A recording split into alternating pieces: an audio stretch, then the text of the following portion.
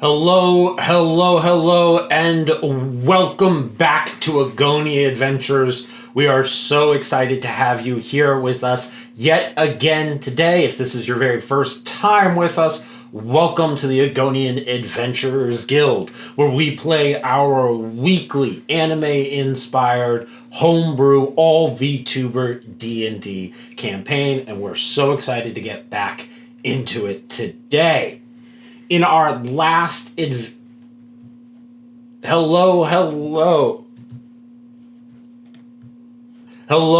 adventurers, and welcome back. In our last adventure in Agonia, the party was left to deal with the aftermaths of the massacre at the Elder Tree.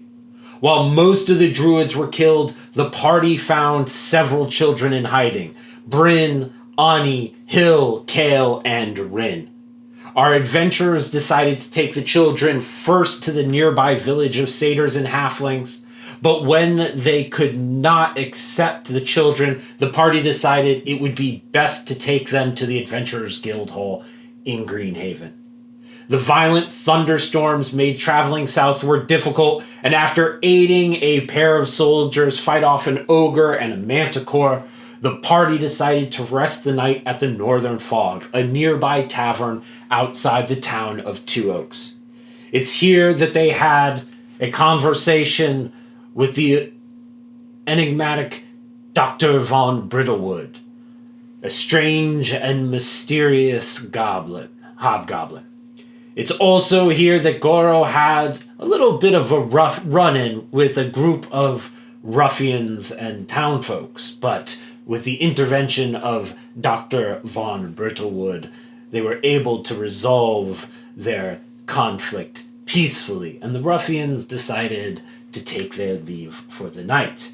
I have put the children to sleep, returned to the group, where we were having something of a conversation between Mora and Ryutaro about certain phrases and phrasings Ryu uses in descriptions of his past. Welcome back to Agonia, fellow guildmates. We are jumping into our all VTuber homebrew anime-inspired D&D campaign. We are so excited that you are here with us today, and if you are just joining us for the very first time, welcome, welcome, welcome. And with that, we will again jump into today's adventure. In a time now lost to history, the world was ruled by the forces of darkness and chaos. Then the god Dayran, along with his younger siblings, created light. They rose up and ousted the old gods, bringing new life to the world. Despite the new gods' victory, some of the forces of evil managed to escape banishment and continued to plague mankind. Then, 500 years ago, the great warrior king Agon battled the final and strongest demon lord, and from his victory, the glorious kingdom that bears his name, Agonia, sprung forth. Peace flourished as the kingdom became a center of culture, magic, religion, and military might. To guard against the demons and monstrosities that might lurk in the dark shadows and far corners of the world, the Adventurers Guild stands ready. With sword and spell in hand, these brave souls keep the bright light of Dayran and the courage of Agon alive. These are their songs. These are the Strophes of Agonia.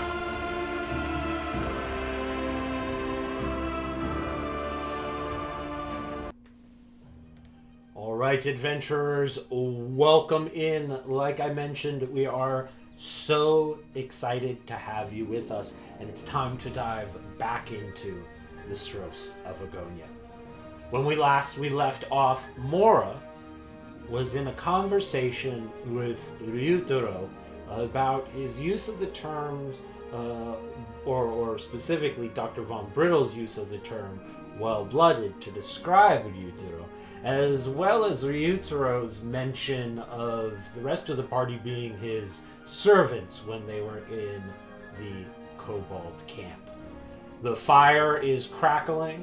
Goro is eating his fill of wine and food as the barmaiden is bringing it out from the back and eating or supplying as much as he would like. Dr. Von Brittlewood recently took his leave, and Aya comes back to the party, having put the children to bed about 10 or 15 minutes ago. Aya, what is it that you do as you come back to the group? Right, well, I come back into the group and I sit down and take my hat off and kind of put it on the table in front of me and go, well, the good news from all of the very heavy travel and really intense past couple of days is that the kids went to sleep almost immediately. I'm pretty sure they're just as tuckered out as we are, so they should rest well tonight.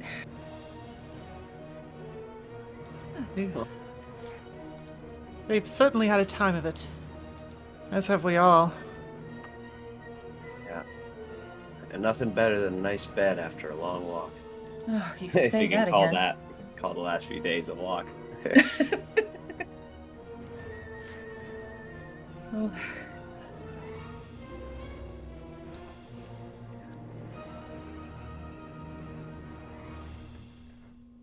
I'm just gonna kind of reach out to like grab some of the food that's on the table. Not very kind of looking over at Goro, who I believe is Goro, you were eating like have massive amounts of food. Just mouthfuls of meat, just shoveling it in.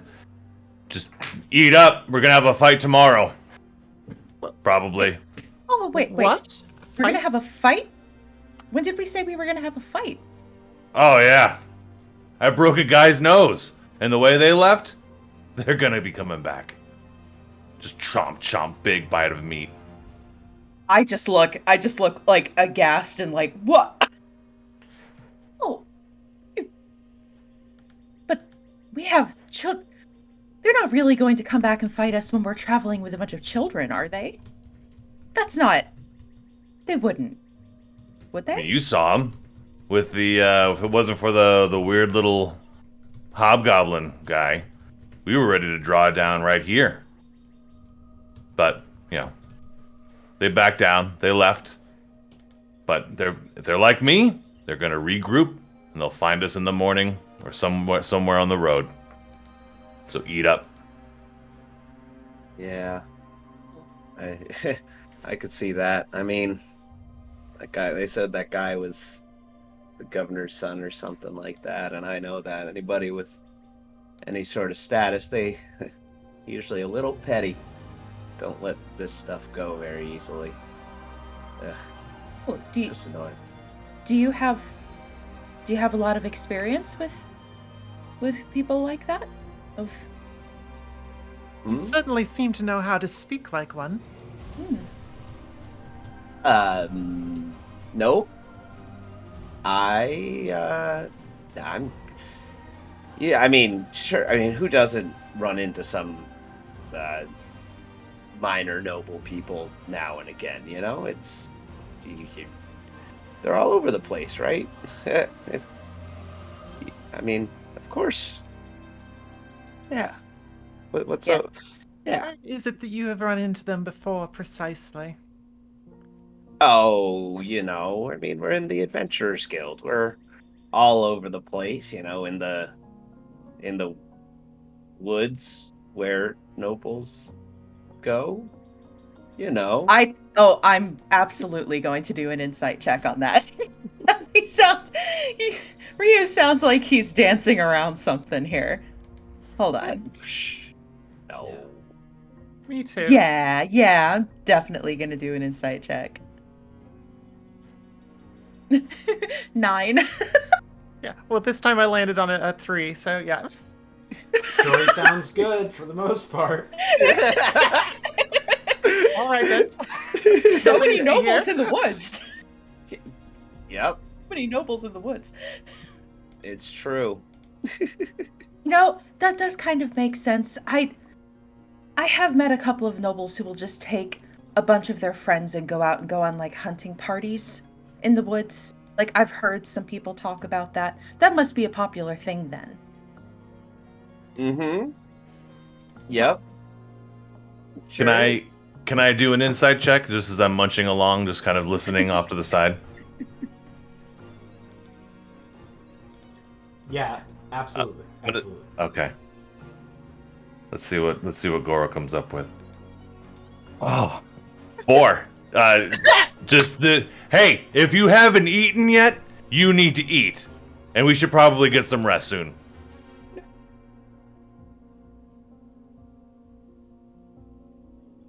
Yeah, Well- yep. Mhm. I agree. We need rest.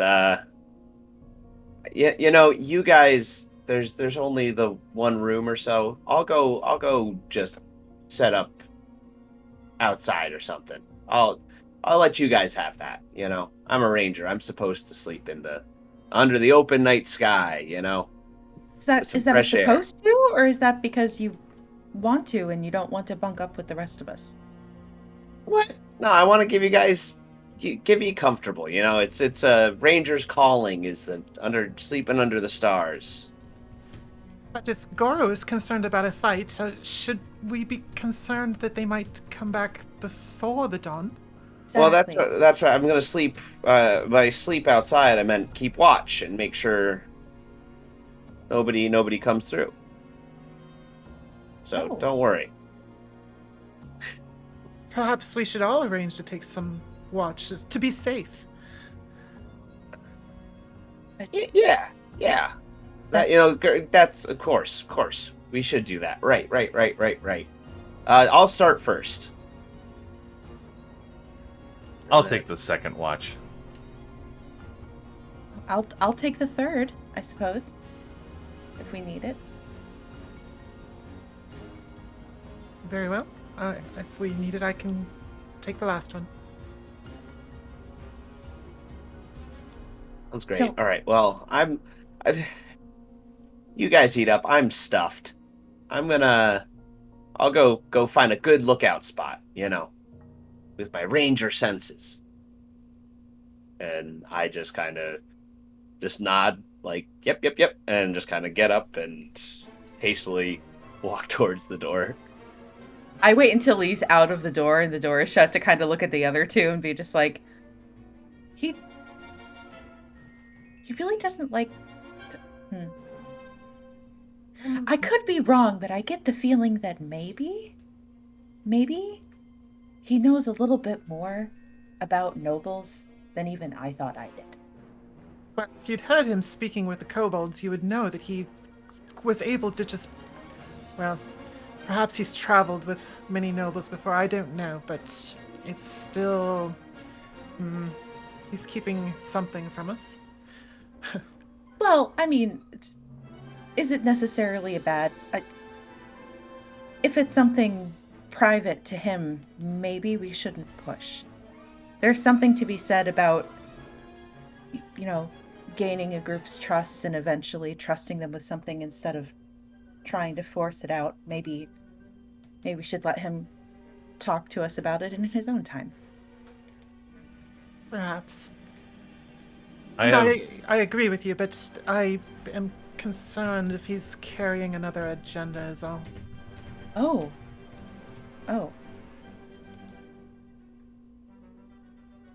have, during this time, I've finished eating and I have procured some hot water, and I am meticulously setting about my nightly tea ritual as I brew some lavender chamomile and meticulously kind of sort out the leaves and the steeping of the water.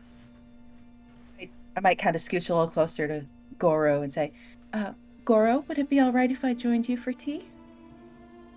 I kind of give her a side glance. Get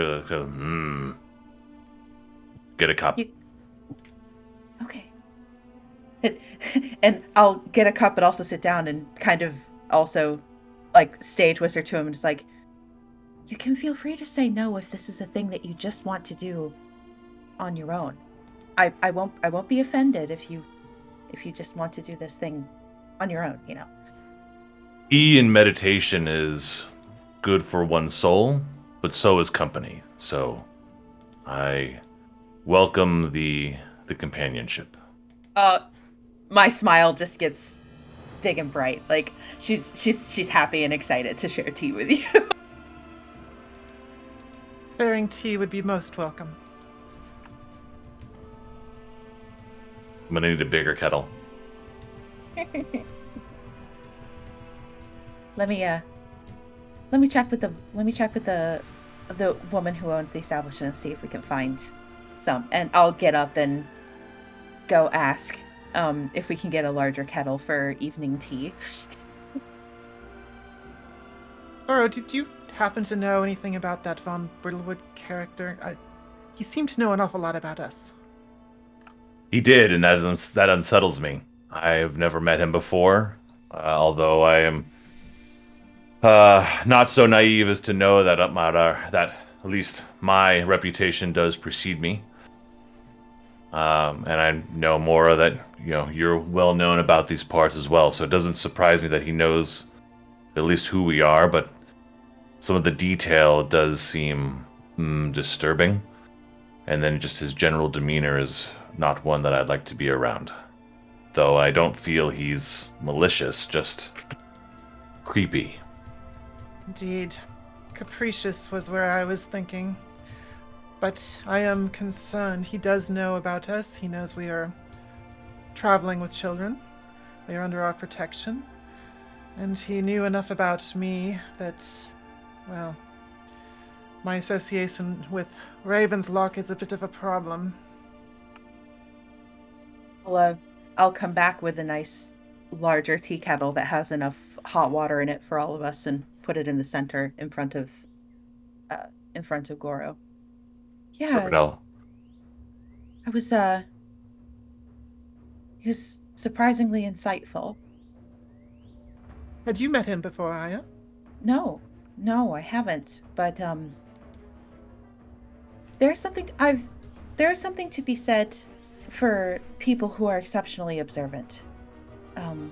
There are a few in the Church of the Sister that were educators of mine that were keenly aware and observant of others to the point where them being able to pick out details about their lives was next to uncanny.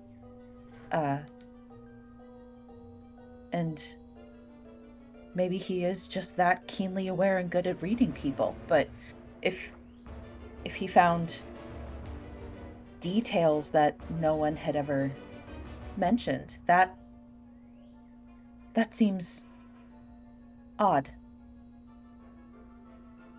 Well, for the time being, at least he stopped the fight before it began.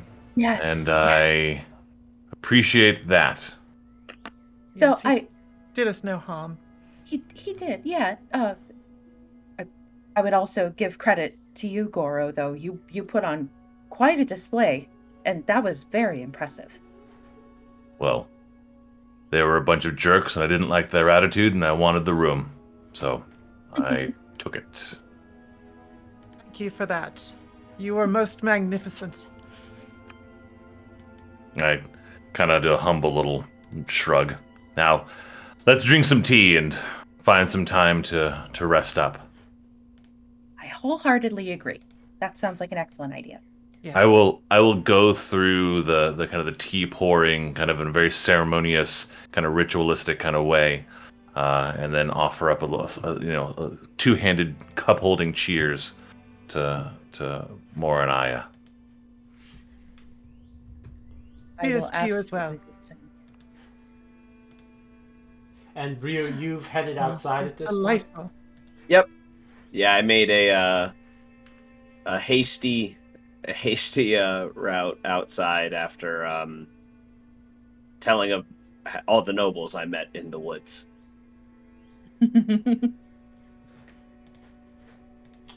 Okay, let's as the party drinks, let's cut to Ryu. Ryu, you step outside the door, and it is continued to be torrential rain. The wind is howling. Every few minutes there's a crack of thunder, and somewhat in the distance lightning.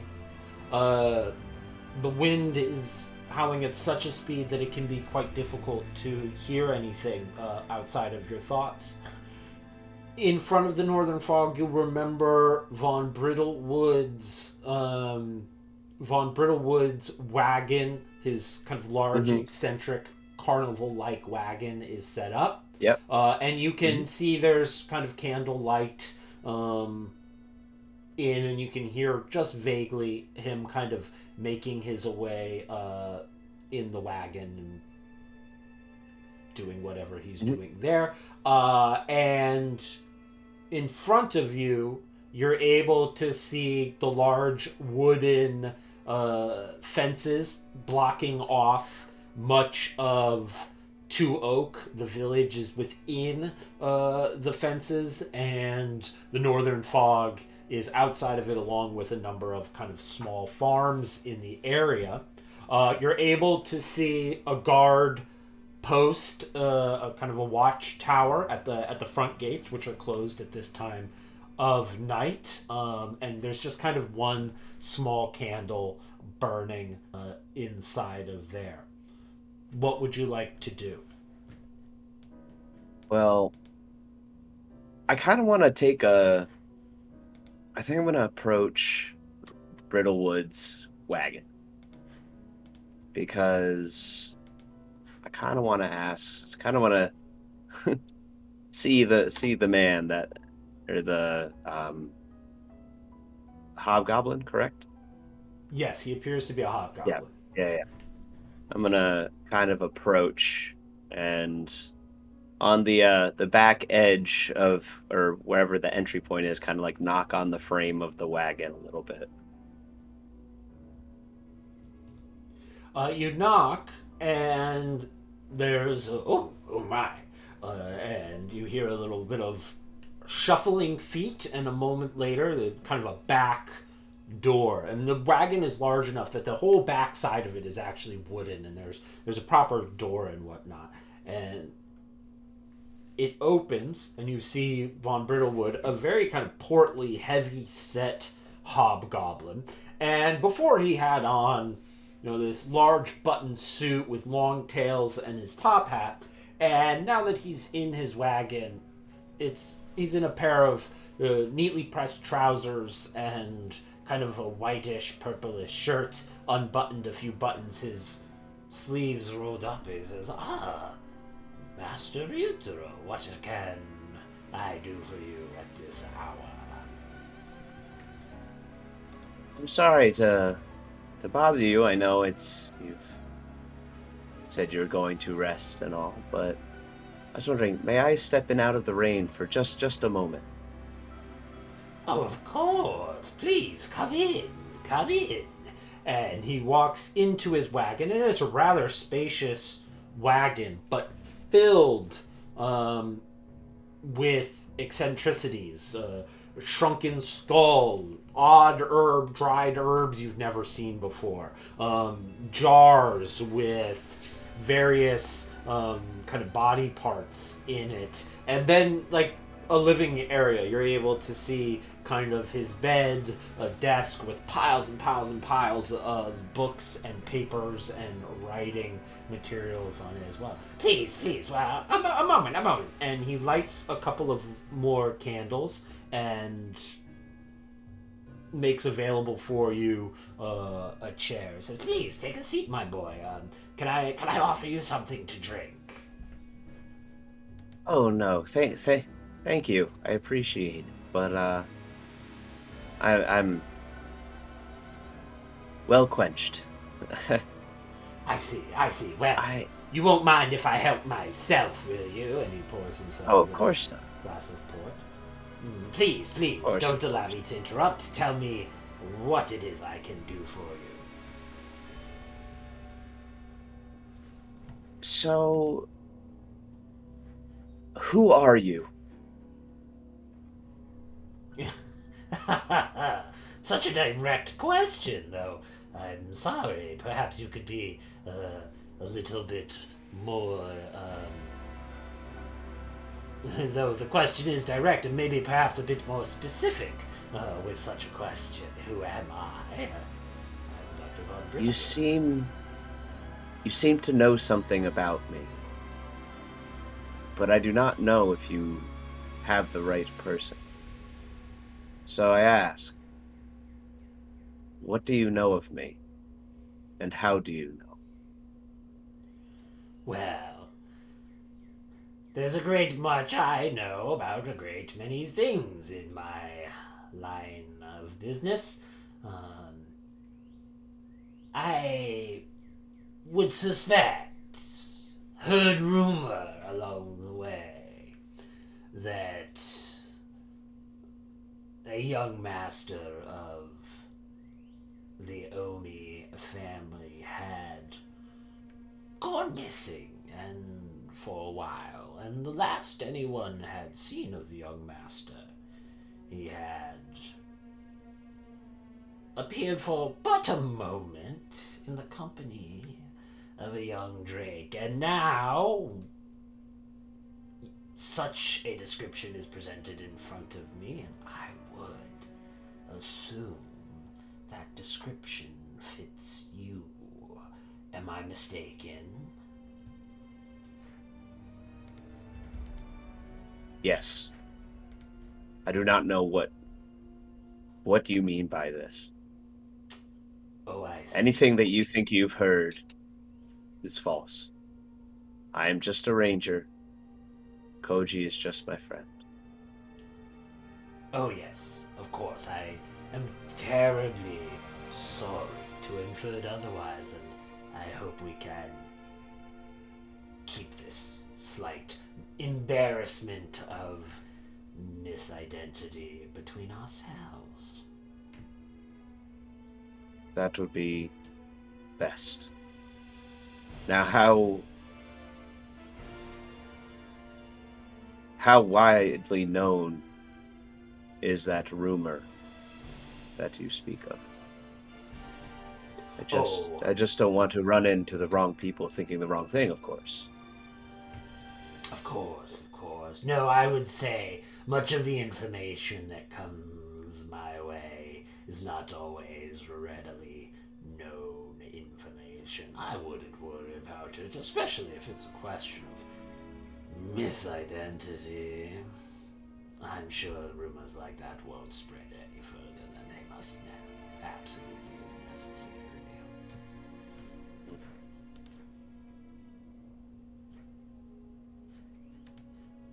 Yes.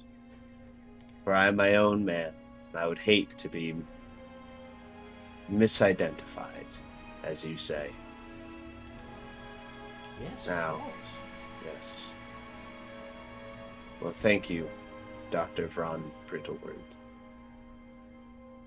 I'll let you enjoy your drink, and hope that such rumors end as I leave. Yes. Yes, of course, such rumors will go no further. Good night, Doctor. Good night. I stand up, and my face is just stoned. And I just go out and leave the doctor to his port, and go and kind of lean up against the base of the watchtower and just kind of keep watch, mulling over the conversation. Sure, as you head to the watchtower, you're able to see that there is a little bit of like an overhang where you can stay dry. And you see that kind of fast asleep is a heavy set guard who's kind of hunched over with a spear kind of rested in his arm. He's inside the hutch on a stool, and then there's kind of area where you can kind of stay dry in the rain. The lovely weather we're having, right? And he's fast asleep, so you kind of get up. Oh, okay. Sorry. And, Yeah. Okay. I'll seeing as it might, I feel a little weird just kind of setting up right next to a sleeping guy, even if it is the one spot to be dry. So I think I'm just gonna kind of wander around for at least my share of the watch, and try and keep watching for the group that left us, that so kindly let us have the room, but also just kind of pondering upon things. All right. Well, let us cut then back to the party who has been cheering and discussing. What have you decided to do now? I would like to just wander back to the room and check on the kids, make sure that they're all there and they're all sleeping and nothing looks out of place or untoward. Yes, and once we're done with dinner and the tea, then yeah, I think it'll be time to find some rest. Mm-hmm. Yeah. I will Check on the sit kids down and in a. stuff. I'll sit down in a chair ahead of my next watch and across from the fire, and just be sharpening the end of my spear in an almost meditative, methodic kind of sense of being.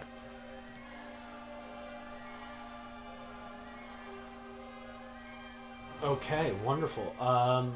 Aya, you, as Mora and Goro are settling in, perhaps Mora, you're kind of making your way with Aya to the room. Is that correct? And you're both settling in for the night? Yes. Okay, so the two of you make your way to the door. You remember there's kind of an area where there was kind of a stage set up where there are a couple more comfortable chairs and whatnot, and you settle in over there. Aya and Mora, you make your way to the door in the back. Aya, you open the door, and almost as soon as the door is open, you feel a cold, wet rush of air. And What? as you do, you realize that the two windows that you saw when you first put the children to bed are wide open, and the rain is kind of pelting in, and none of the kids are anywhere to be seen. None of the kids are there? Oh, no. I immediately turn around to Mora and I was like, the windows are open, the children are gone. What? The windows are open, the children are gone. And I fling Running open to the the door window. and I look at, searching for anything. Is there any trace of the kids? Are the sheets still warm? Was this a recent thing? Are they all huh? I'm looking out the window. Are there footsteps? What's going on out there? I'm gonna run out of the room and I go and grab Goro. It's like, Goro, the kids are gone. The windows are open and the kids are gone. I spear in hand charge into the room, or follow Aya into the room and try to get an assessment of the situation. I'm gonna run out to go see if I can find Ryu and see if he's seen anything. So I'm gonna dash outside. It's like, you guys, before they here? Sorry. Okay, let's just get a few checks in real quick. Okay. Sorry, I'm panicking. Children are missing. Let's go with Mora and Goro. Why don't you give me quick perception checks? I want you to give me a perception check as well. Oh no. These kids. What's happening? Only a 6 for me. An 8. A 9 for me. So the party is running around in a state of understandable panic. Mora, you specifically looked out the window and are looking for any trace of them. You look to the ground and you can see some footprints, but it's so wet and so rainy that the mud is just, divots and puddles as far as the eye can see. Goro, you're looking around the room, and all you're able to see is like a couple of kind of paper wrappers that are kind of common wrappers for like candies and treats. And Aya, you are like barreling through the room, and you run out into the rain, out the front door of the Northern Fog, rain pelting your face, and the best you can kind of see is this dark shadow making its way from the watchtower into the rain. Okay, I'm gonna run towards the watchtower in that general direction and just start yelling for Ryu. Ryu! Ryu!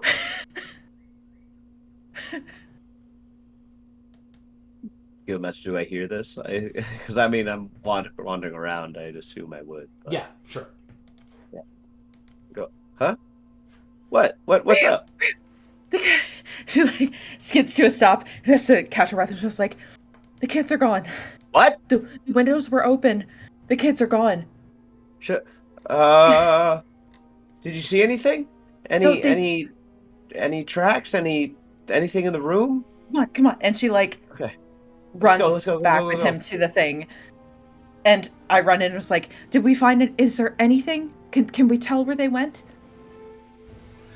Oh, Ryu, you're back. Look, do your ranger thing outside the window here. Yes. I immediately like run over and seeing that I know that they were just more muddy divots, but I would like to make a survival check to see if I see if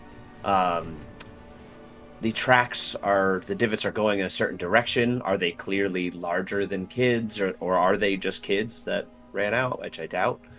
Trying to figure out where the hell everybody is. Go ahead and give me that check, sure.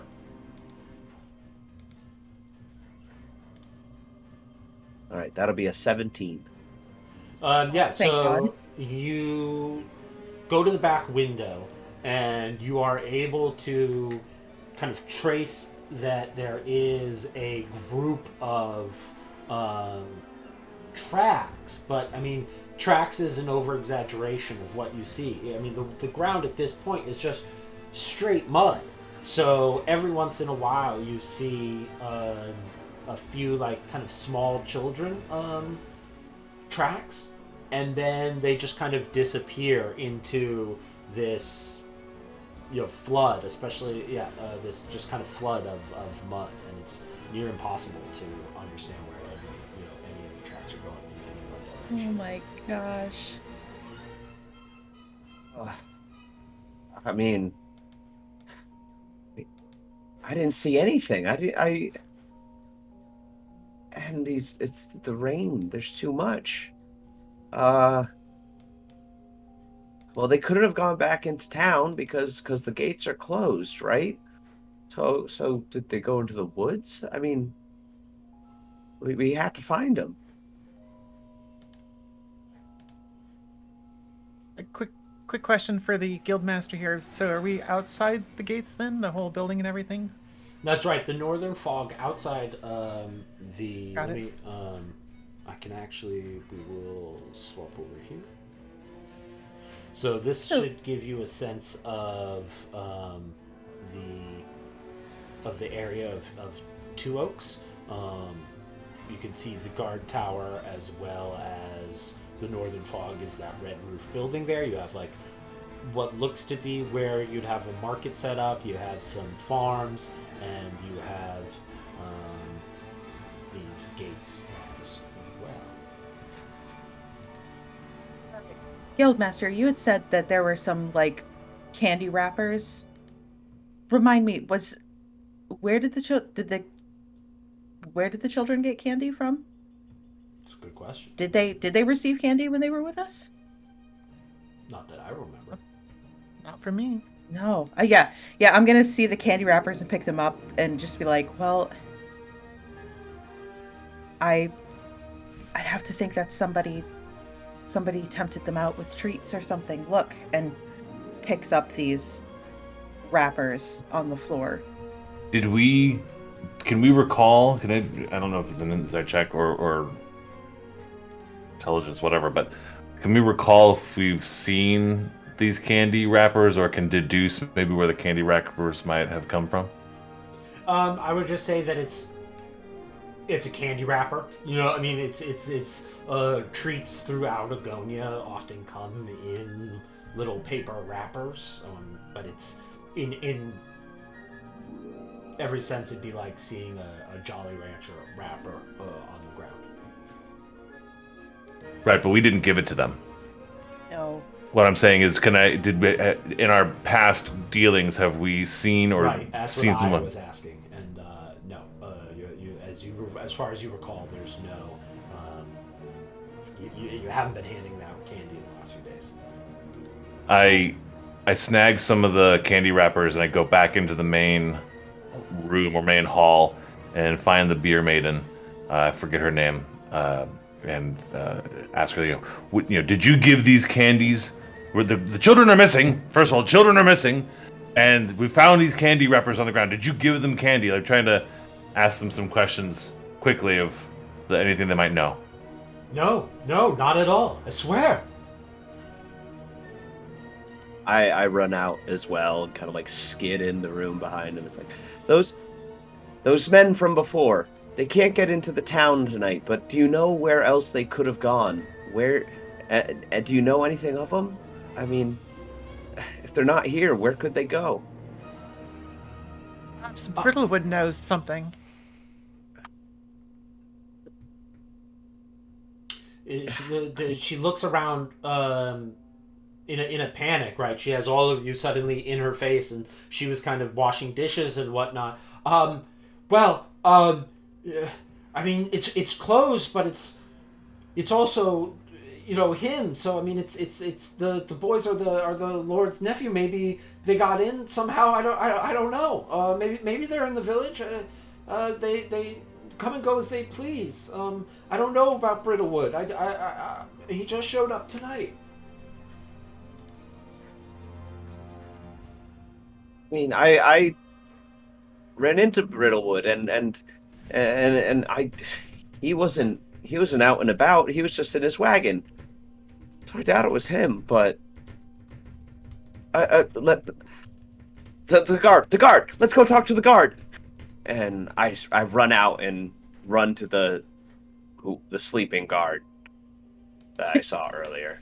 The guard that was sleeping. I follow, and then I see that he's sleeping, and I'm like, this guy? What else do you got? And I run up. Where's Brittlewood? Let's go to his wagon. Yeah.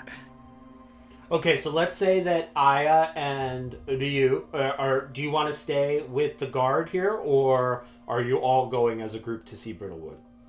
I'll go with Ryu over to the guards tower to check with the guards if that's what Ryu is doing. I'll go with him because it's always good to be in pairs. I'm going to Brittlewood. Okay. I will go with Goro. Okay, let's start with Ryu and Aya at the guard house. You reach the guard, and there's been enough shouting and whatnot going on that he kind of rubs his eyes and says, "What is going on out there? You two there, what's happening?" Kids, have you seen a bunch of kids running, being taken by? I mean, they were in the inn. Now they're gone. There was candy. The mud tracks led off, but then got washed away. Have you seen anything? Any other way into the town? I mean, well, I saw the kids come into town with y'all a few hours ago. Still light out at that point. Let's see. Nope, can't say I've seen anybody come through otherwise. Other ways in, not through the gates, certainly not for outsiders like yourselves, all due respect. Insight check. Yeah, I want to insight check this guard. I'm just doing all of these insight checks. Are you kidding me? It's a 9. Why am I rolling so poorly today? No. So it's a 9. I mean, it does seem like he was in a proper sleep and just kind of. I mean, this is not to be fair. Yeah. It's a pretty sleepy. I mean, it's about the same size as Greenhaven, but unless but ogres aren't normally like what he's there to guard against. Usually isn't very quiet in its approach. So it would like wake you up. Yeah, he kind of nods off from time to time, assuming that like if there isn't a lot of noise coming, so you kind of you know this type of guard, right? In your travels around the north and whatnot. Oh boy. Wait. Okay.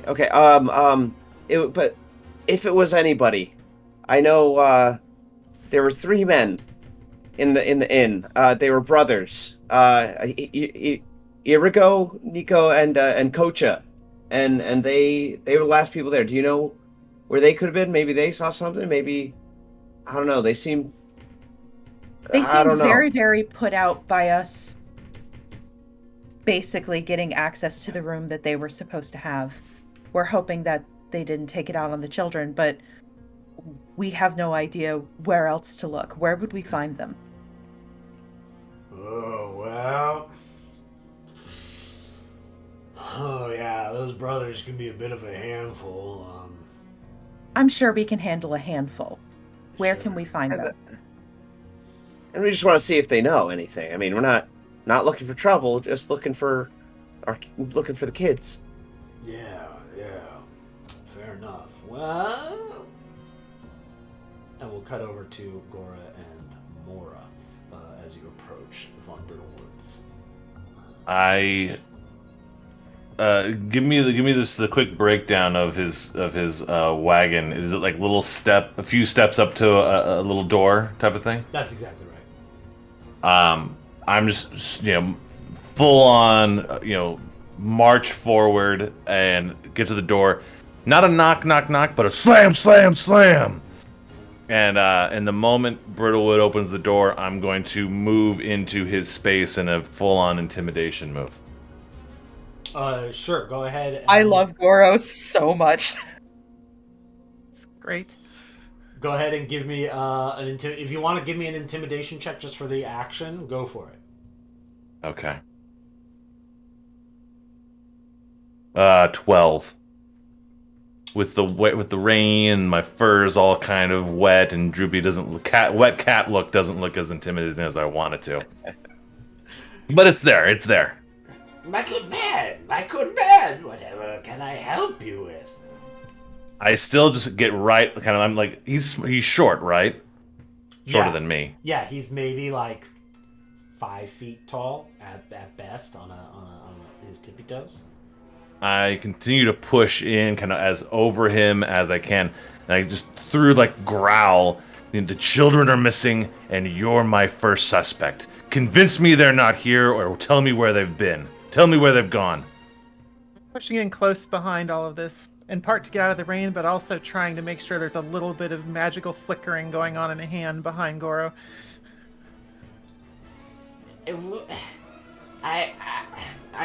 The children, it's a shame, but and he kind of looks around his wagon, which is now very full with 3 people in it, and say, your friend Ryutaro was in here just a moment ago, and as you can see, there are not many places where I could hide several children. I would ask that perhaps you keep your prejudices to yourself. Then I get in close. The brothers, you seem to know them. They're not happy with us. Maybe they took them. Where are they? My question for you is why wouldn't you be hassling them? How would I know? I met them moments ago. You seem to know quite a bit about their uncle. Well, yes, I do happen to know who the lord of the area I'm traveling through is. Where is he? Where's the Lord? My best I break guess... something. I break whatever is nearby. Okay, Oh so... my god! You break this jar, like you take this jar and you smash it down. And as you do, there is like this, what appears to be like a brain with tentacles, and it goes and it scurries out and away into the out into the darkness of the night. It says, "Oh, now you've really done it. Okay, well, if we could please calm ourselves for a moment. It's rather important that I make my way after that. I truly, I promise you that his uncle is the governor of this area. He has a residence within the village, but there's no assurance that he's there. He has residences in a number of villages from here and Greenhaven and others as well. Yes, the boys are a handful, as you saw. However, I have no more information, and if I may say so myself, this treatment is making me rather upset, and I find it completely uncalled for. Can you at least tell us where they might be, the brothers here? Are they in the city or the town? Are they somewhere outside? Do you have any knowledge at all that may help us? At exactly the same time he answers, the guard answers as well to all parties, and they say, well, the brothers do tend to hang out at the watermill down by the river. I take my leave. That's where we'll go then. Watermill, got it. Go get your brain. Mora, go ahead and give me a was? perception check real quick. All right. I want you to say that brain just like scuttled past Aya and she like shrieked. Like I like shrieked when I saw it. Well, It's so otherworldly, and she goes, "That was a brain." Brittlewur's not the only one losing his mind, eh? Ugh. Yeah, Okay, so that was Aya bad. and Ryu, as you're like making your way back to the group, you see this like what appears to be brain-like with several like squid-like tentacles up a few inches off the ground and going like through up and over the mud, and it like kind of looks like pleased with the situation. I don't know how to say that, but other like if you've ever seen like a squid moving or an octopus, I mean it seems like it's in a favored terrain as it's kind of getting through these puddles and suddenly swims a stroke and hops over the mud and away. And you see Gora and Mora popping out of the wagon as well and kind of pushing, oh my, where did it go? And chasing into the darkness, you see Von Brittlewood after this thing. Mora, but if I could, a perception check from you, please. a 12. Or a 12. You don't have enough time while you are in the wagon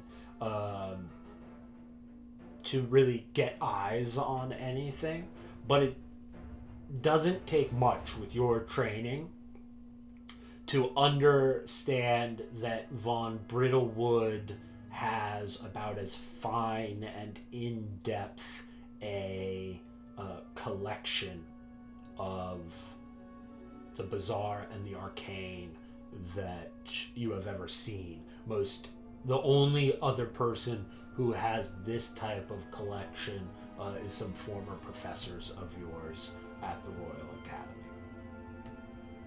Interesting. All right, so Brittlewood hopped out of the wagon, and just on a quick glance then back in there, would it be possible to pocket something on the way out without him noticing? Yeah, go ahead and give me a sleight of hand check. And a 12 is on that one. Okay.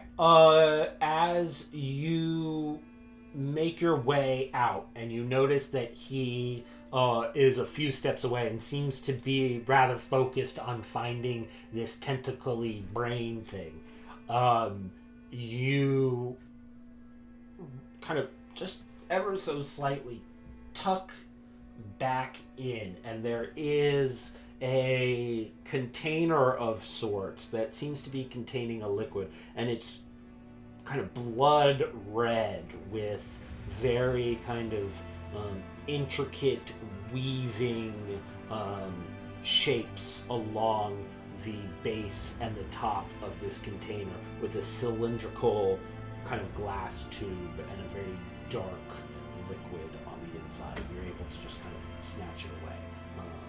Ooh. Make your way out. You need any help, Von Brittlewood? Oh, yes, indeed. It's rather important that we find this little fellow. Oh, my.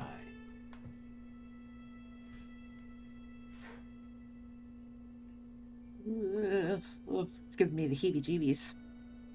So if we came out of the wagon, I'm looking at can we see the watermill from where we are? Yeah, it's you can see the bridge, and it's that red-roofed building, kind of just on Near the the other edge of that side the fence? edge. Mm-hmm. Oh, okay. Looks it- like a watermill. Is it like an abandoned, broken down watermill, or is this still like an operational? Like, how does it look? It looks a little run down. Okay. And as you come into sight of it, though, you are able to see that there appear to be a few lanterns and candles in it. So as you would have passed by it when you were coming into the village, and you would have seen that it's likely still operational, but it's certainly seen better days. So I start making my way, and if I see Ryu and Aya, I will say, Brittlewood says the brothers are in the watermill. I don't offer to have them come. I'm just going there. Yep. As I'm he's following. yelling, as he yells that, I'm effectively running there, just going, Waterhouse, waterhouse, watermill, watermill, watermill. Yep. I'm following. Do we see, I know it's still raining and wet, but do we see any other candy wrappers or any signs or clues as we make our way that way? Go ahead and give me a quick perception check, just Goro.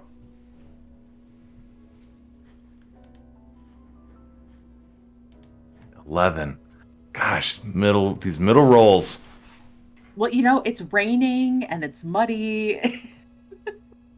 Panicked. Guildmaster, just as an aside, I will probably be a round or two behind because I want to take care of a little bit of business here.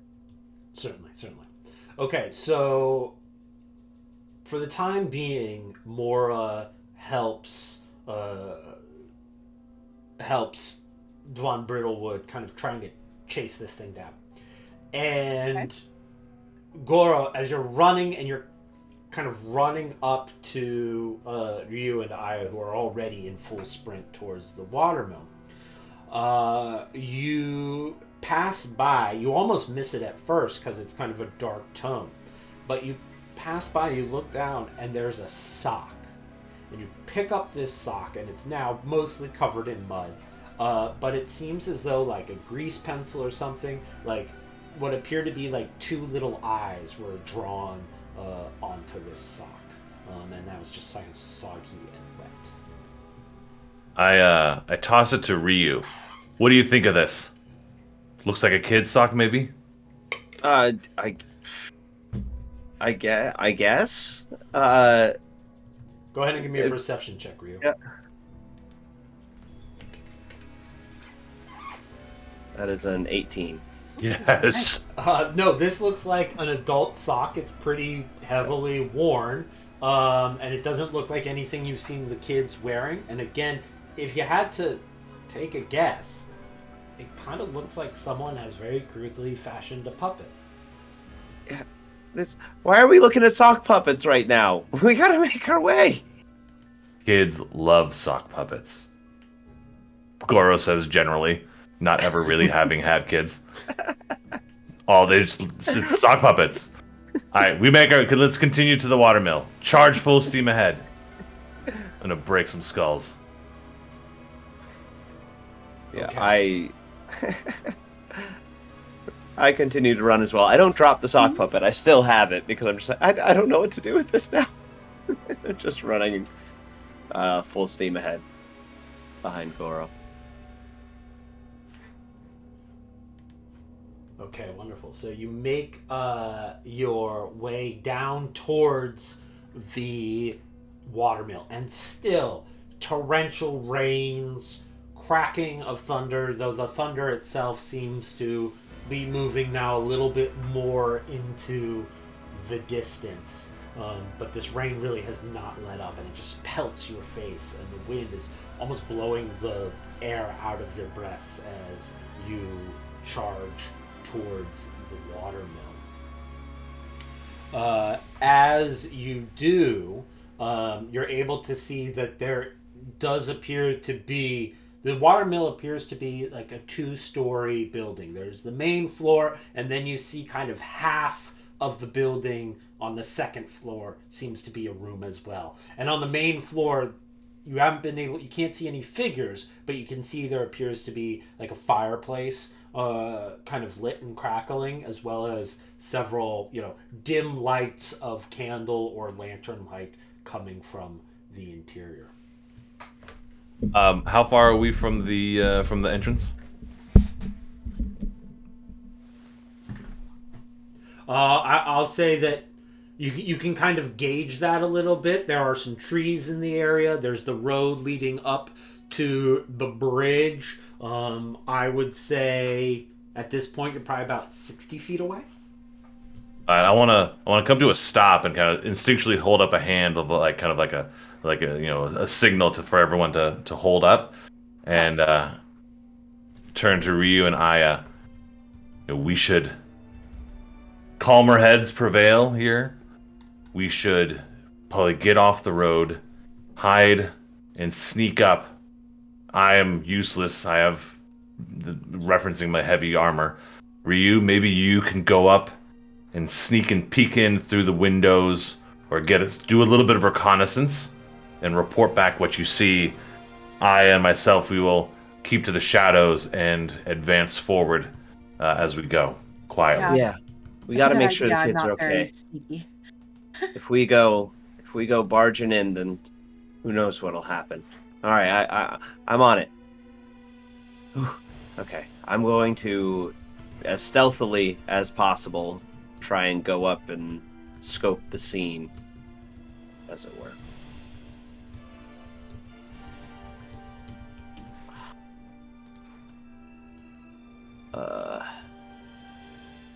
Good, that's for my stealth check. I rolled an 8. An 8. Okay.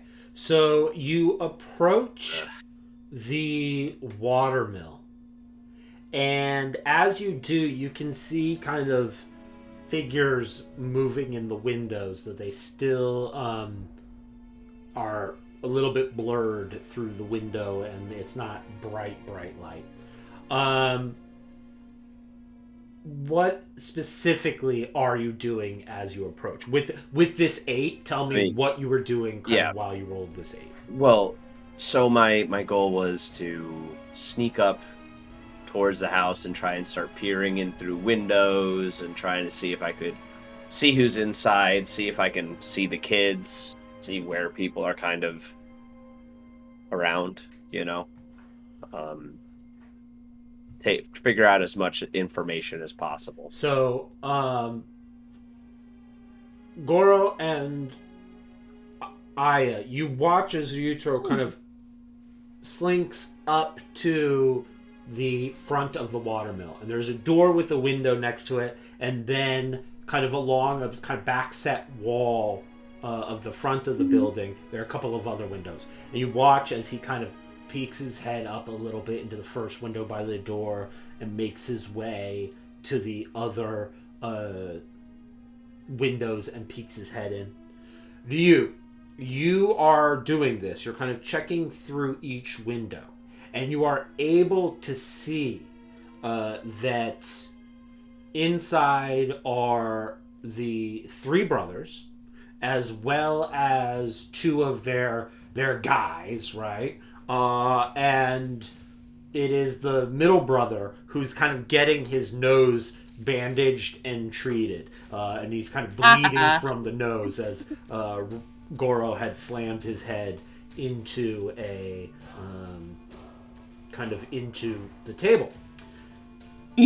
As you're kind of making your way to the third window, you see one of the smaller guys kind of coming down the stairs. He has a bandana on his head. You don't see any of the children. And he kind of points out the window, and you hear muffled as it's still through the wall. But he's clearly pointing to the window where you are. And all of the brothers kind of look out the window and are able to make eye contact with you. No. And I drop down to the ground and just like, obviously I was seen, and kind of scamper back, like all fours, kind of slipping in the mud, trying to like, oh crap, crap, crap, crap, crap. Guildmaster, like, are we seeing this happen? Like, from at least seeing Ryu like panic and then scramble away from the window? You're certainly able to see Ryu's reaction. No question about that. yeah. Oh no. I just goes, ugh. My head just kind of down. I just like scamper like back and like, they saw me, they're in there though. I don't see the kids, but I do see the goons. Well, who else are we gonna ask about the kids? May as well. Goro? Let's go. All right. She Oh boy. kind of rolls her shoulder and stands up, Oh gosh. goes walking up towards the front doors. We'll cut back ever so quickly to do a little bit of bookkeeping. Mora, you help Von Brittlewood for several minutes. And I'm gonna also get the guard involved if I can. Okay, so the guard comes out as well, and after a few minutes, it's something like a Benny Hill adventure, as the three of you are sliding and slopping and slipping in the mud, and each time any of you seem to grab onto this squid-like creature, it goes up out of your hands and squibbles away. And eventually the guard and Von Brittlewood get the squid creature kind of backed up against the wood fencing and says, "All right, we have you now, my little friend. Mora, I understand if you need to meet back up with your friends. Go find those dear children. Best of luck to you, but we'll take it from here." And then he jumps, his full frame held up into the air for a moment before he comes smashing down in a pile of mud on the squid, and you just kind of see the squid wiggle away and run into the distance. But Brittlewood says, Go! Waste no more time here. We can handle this." And I will take my leave after having apologized for Goro and I causing the mess. Wish him the best, and I will make my way quickly. "It wasn't you, my dear. It was that brute, Goro. I completely understand." But after a few moments, kind of as you are preparing to head in, Mora, just in the nick of time, kind of joins the group as well. Looking immaculately clean, by the way.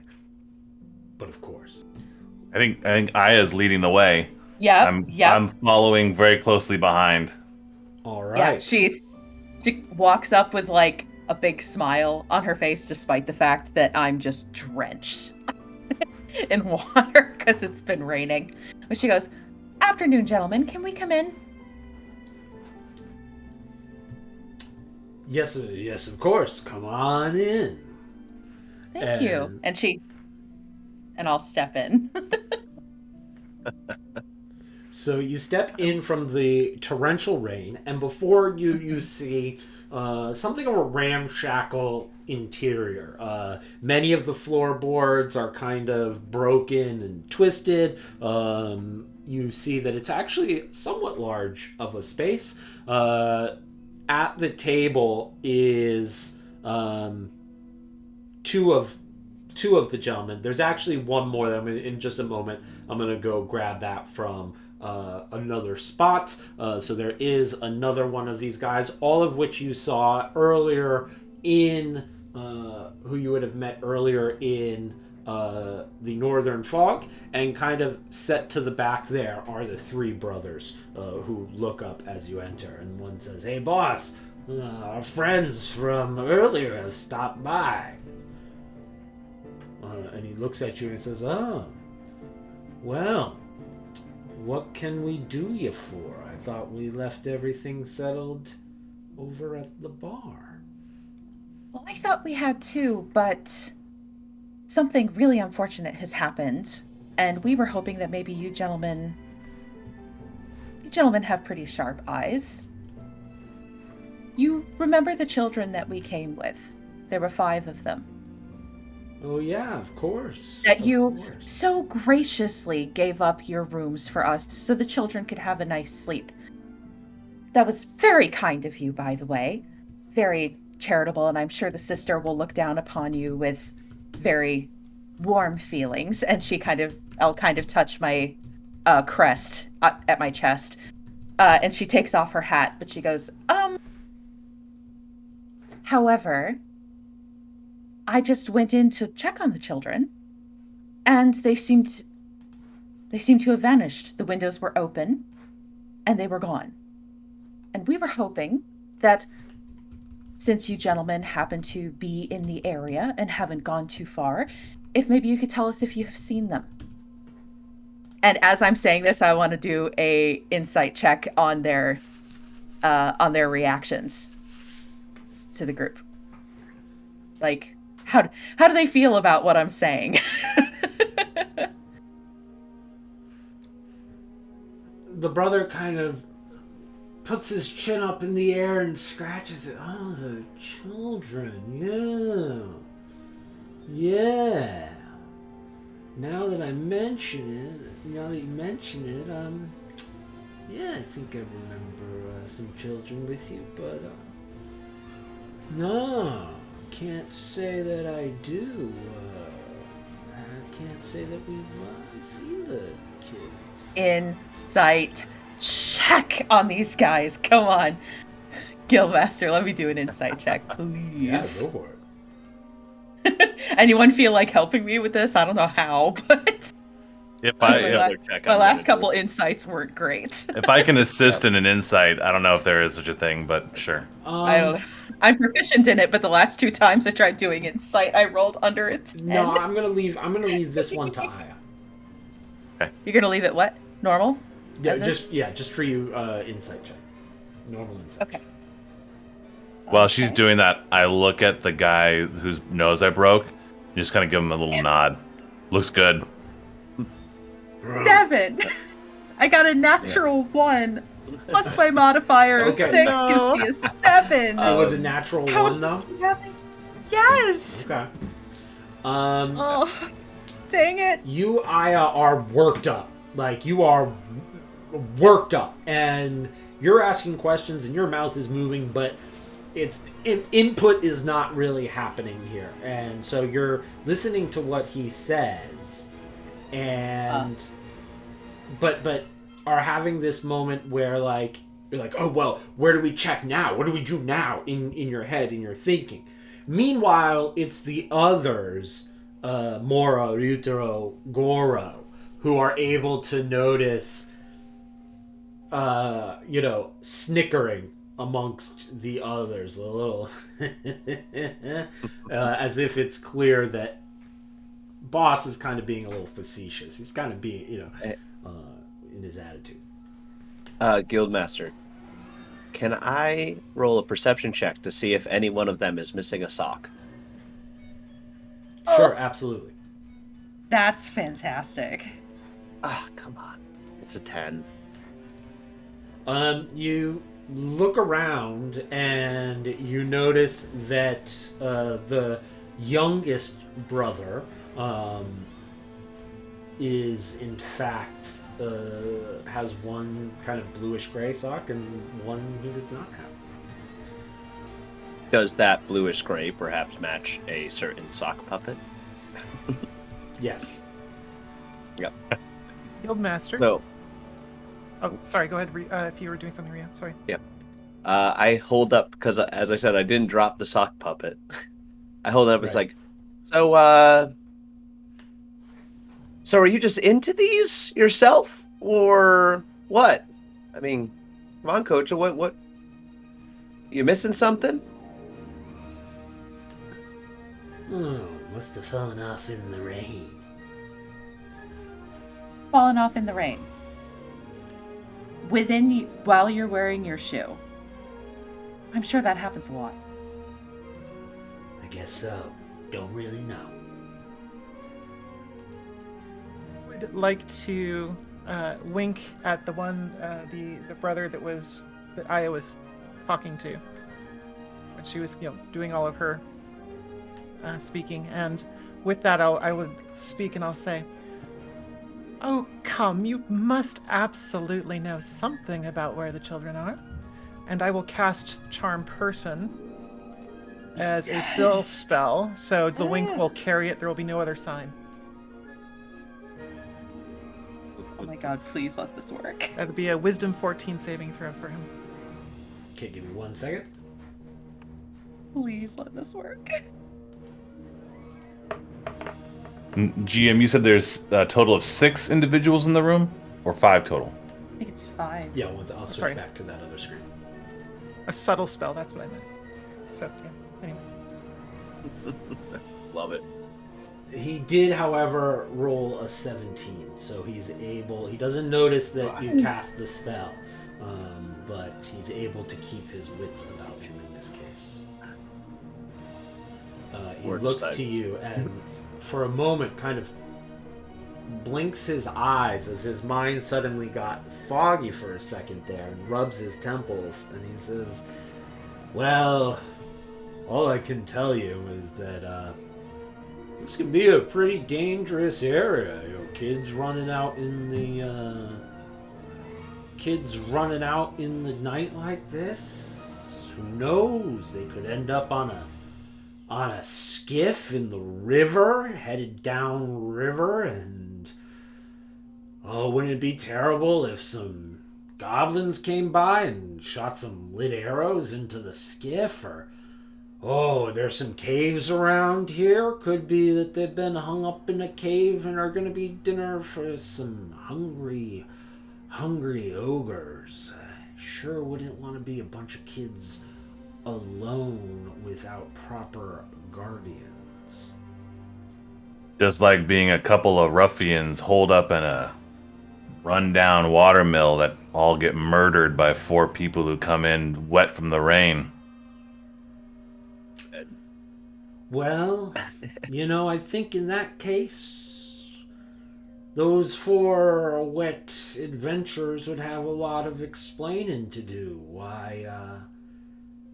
Why they would go into the forest and then come back out with a bunch of kids talking about stories of boogeymen like Baldor Kesh, and then 3 nephews of a very notable lord end up dead at their hands.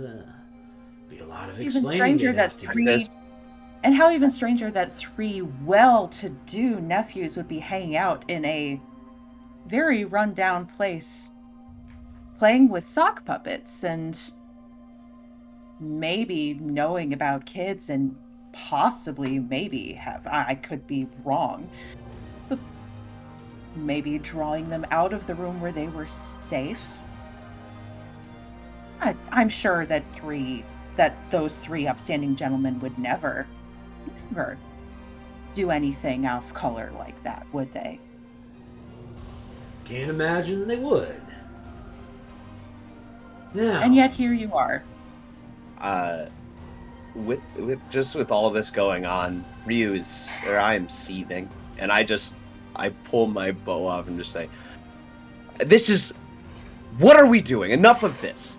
You stand here claiming to be so important and high and mighty, but you are just the shit-nosed kids of some local noble who don't know where they really stand in this world.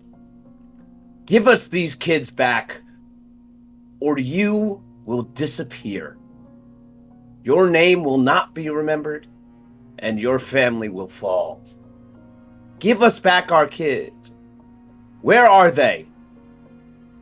And I just boys.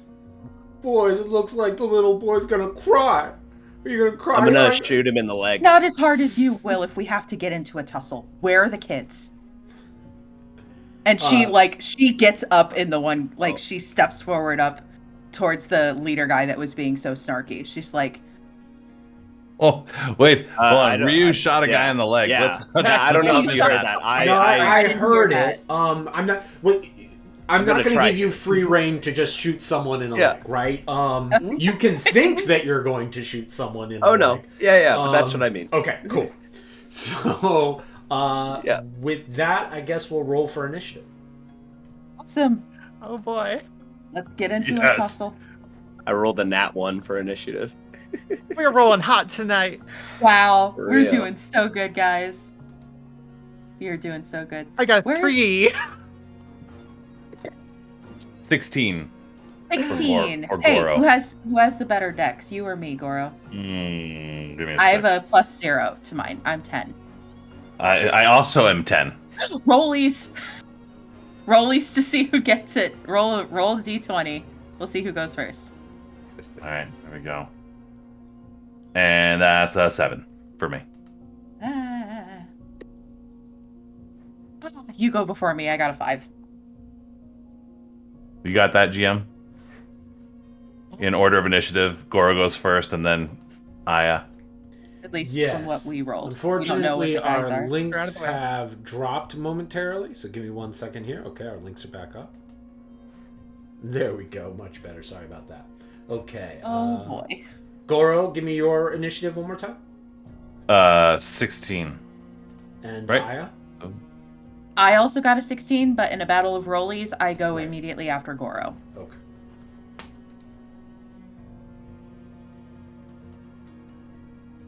The dice don't like the rain.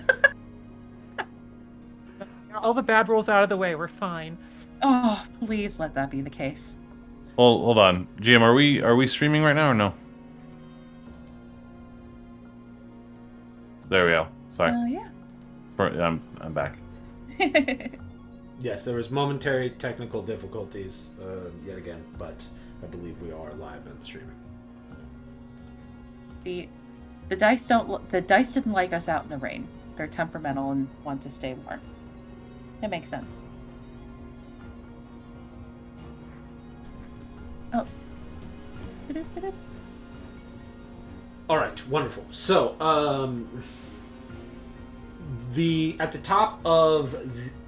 top of the initiative is the eldest brother, and he can tell that things are spiraling out of control very quickly, and it has not gone unnoticed by him that Ryu has escalated things to the point of violence by stitching his bow, and as soon as he does swords, bows from all of his guys are pulled as well. Oh boy. And Here we go. as we've seen from him before, he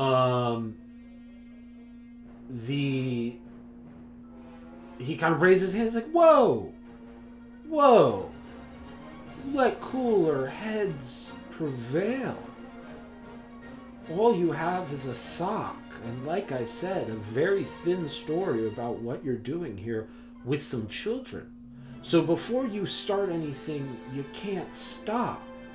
Let's take a deep breath and maybe listen to what I have to say. And that will be his turn, making it Goro's turn. Right? Goro, we on the roll-off came higher. Yeah. Which one on the map said that?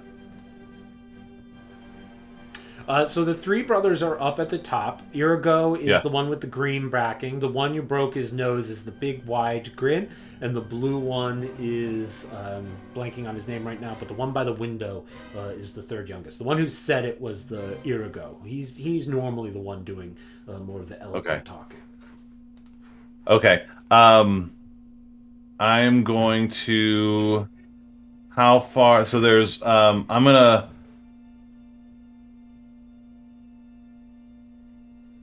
step forward and throw. How far am I from the one that's directly across from me? Looks like he's sitting by the giant kind of wheel gears. Looks like about maybe 30-ish feet or so. It's about 25 feet. 25 feet.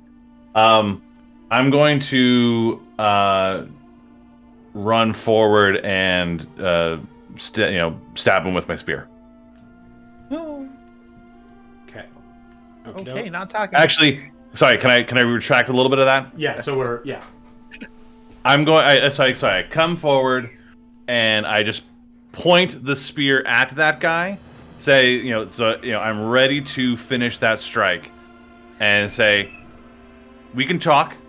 You have 3 minutes to tell us what you know about the kids, or I'm going to kill this one first. Okay. Can we do that? Can I use that for my turn? Yes. No action, just talking. And what we'll do is we're gonna put a pin in this initiative order. Okay. And so we will, if it does devolve into violence, we will resume this initiative order. Good phrasing. Devolve into violence. Okay. Yep. Rather than start and stop again. Yeah. So Irago kind of says, "Good. Let reason prevail. Now listen, I have several able bodies who could help in this search for your missing children, and I would just ask that perhaps you do a little task for us and give us some time. We know the area. We can search high, we can low, and in the meantime, you can run this little errand, and I'm sure by the time you get back, we will have the children safe in hand."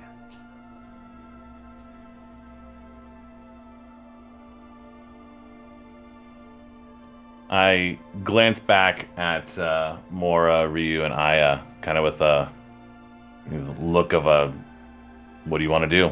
Give me a nod, and I'll kill this guy. Start things up right now. What assurance do we have that the children will not be harmed?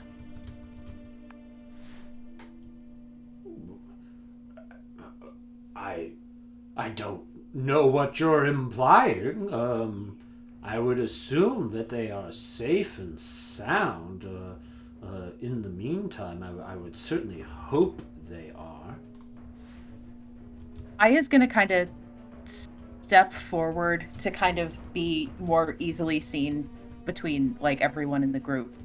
And she's gonna be kind of holding, like, she's put her hat back on. Like, I'll put my hat back on.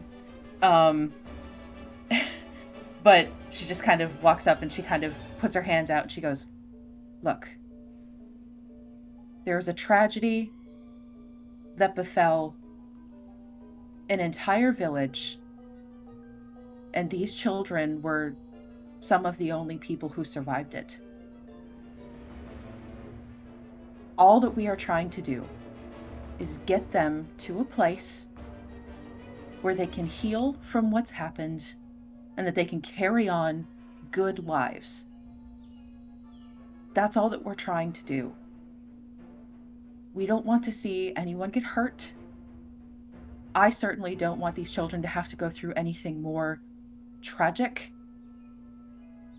And if you are truly volunteering to help us, forgive me for being a little hesitant after just a few moments ago you were teasing the idea of maybe they're on a skiff and being taken by goblins to be eaten by orcs and laughing about it.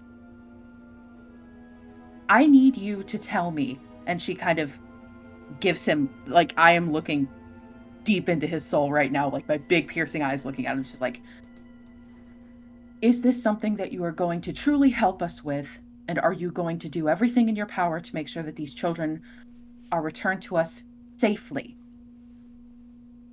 If you're not going to help us with this, then we want no part of you, and we will do nothing to make sure, we will stop at nothing to make sure that these children are okay. That is the most important thing to me right now. Not fighting you, not doing whatever power play that you think you're doing with, talking about how high on the horse you are and talking about how upstanding gentle. I don't care about all of that. I want these kids safe. Lady. Are you going to help us with this or not? And can I trust you to be truthful in what it is that you're telling us? And I want to do another insight check. Well, okay, let's let him answer first. Yeah. Lady. Like, she is being very open and honest with this. Like, there's no guise about this. Is truly what she wants.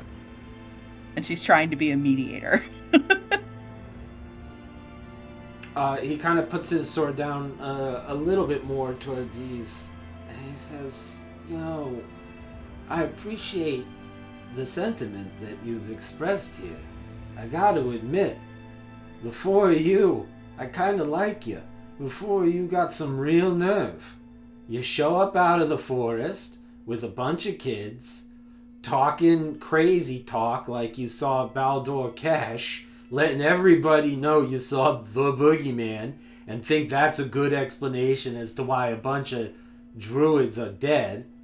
And then, you break my brother's nose, have the audacity to come in here, point your arrows at us for no other reason than you found a sock on a pathway, and expect us to be real friendly about it and real trusting. And here I am telling you that I'm willing to help you all out as long as you do a little favor for us. So, I hope you will appreciate that it is the four of you who have put us into a situation and not the other way around. And like I said, if you're willing to do an errand for us, I apologize if you thought what I was saying was threatening. I was just trying to put out a very reasonable explanation of what might be happening in the area. So, I'm happy to help you out if you're willing to do us a little bit of a favor. I'll kind of straighten up a little bit, and I'll just look at him and be like, that talk about goblins taking children down on skiffs in the river, has that happened here before? All kinds of dangerous things happen around here.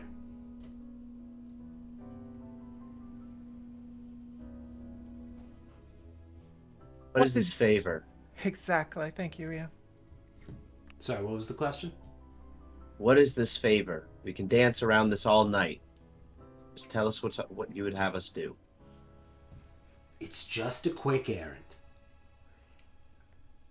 There's been a lot of talk lately that a shipment is coming through. A shipment coming from Ravenslock to Esterfell. The word around town is that it's something big, it's something valuable, the kind of thing that could set a guy up for a long time. All I'm asking you to do is go into town, sneak into this guy Juro's place. He's got a big book where he keeps all of his information about these things. Get us the information about the shipment and bring it back here. And I'm sure in the meantime, me and my boys, if we go search this area, we were born around here. We know every rock and corner. I'm sure we'll be able to have found your kids by then.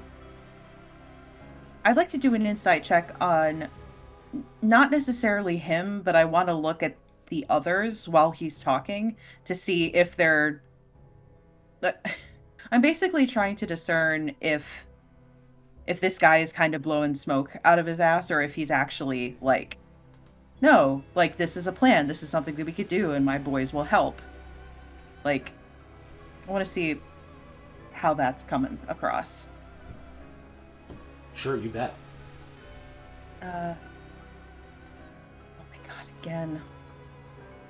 This Digidice doesn't like me. That's a 1 with a +6 is 7. That's the second time I've had that. First off, go ahead and refresh your server because sometimes D&D does get stuck on a loop. But that's okay because in this instance, I would say everybody's taking a deep breath. And nothing he says, even if you don't trust him entirely, nothing he says is, in this instance, is, at least on the surface, wrong. You guys did come out of the forest with a group of kids. You were talking about Baldur Kesh and the Druids massacre in the bar at a time where they could have heard you.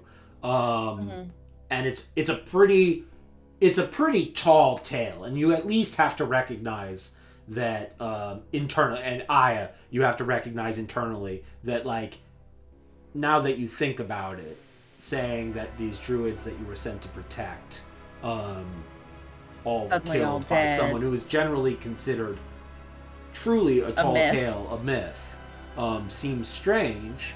And Goro did break this guy's nose out of nowhere.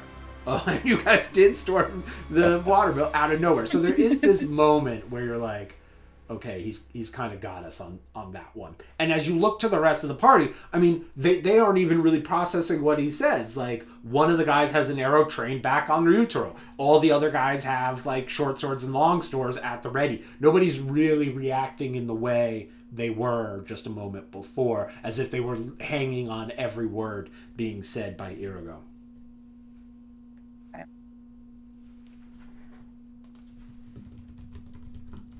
So a second ago you claimed to be nobles, but now you're asking us to help in petty thievery.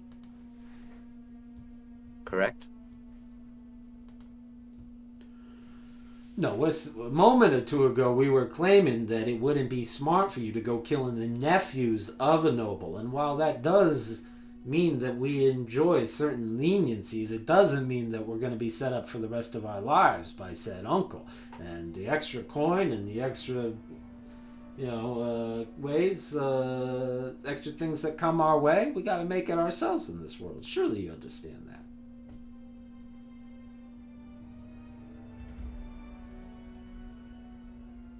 I will lift up my spear and kind of de-escalate my aggressive actions. You're right. Aya's right. There's been a lot of death and destruction lately. Wouldn't want to see more of that happen tonight. And I think if we can help each other, we do this thing for you and you help us find these kids, we can resolve our differences without any kind of aggression. That sounds great. It is much appreciated. And I think, really, and he kind of brings his hand from high down to low, signaling for the rest of the party his party to drop their weapons. Says, I think that's certainly for the best. Why don't we all see their weapons and discuss this favor, and then we'll set to finding the kids for you. Agreed? We should move quickly if we're going to do this. I would hate for goblins to find the children first. Yes, indeed. Speed would be appreciated.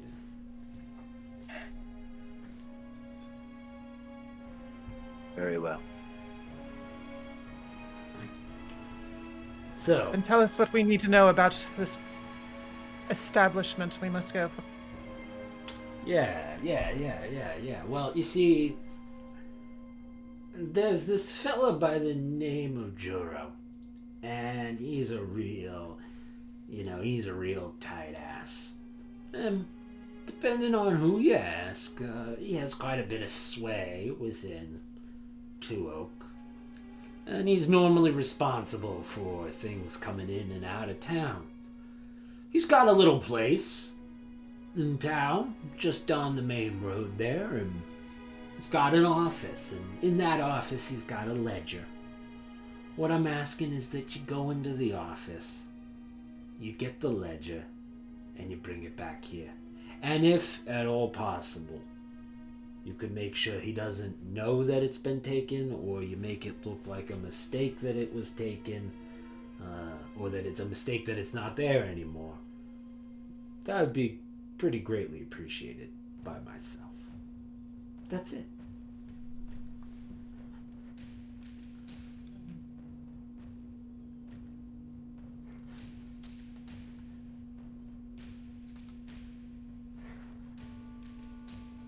Don't like it, but if this is what it takes to get them back.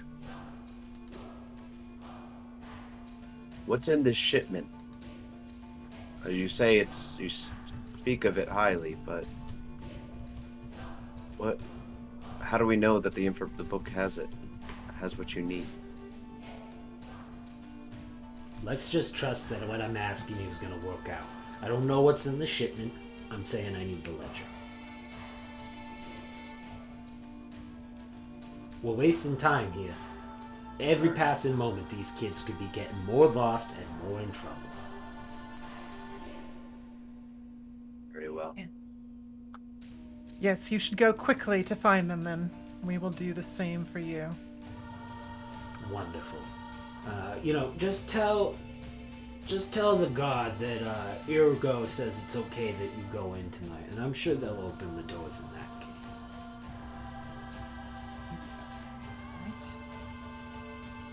Well, let's go then. I put my bow on my back and turn and walk towards the door. Wonderful. So the party heads out, and you hear Irgo say, Guys. "Okay, boys, well, guess we better go look for those kids now." And they say, yeah. As you kind of head out, and you hear them tromping around there. But you're able to kind of head back up towards the gate.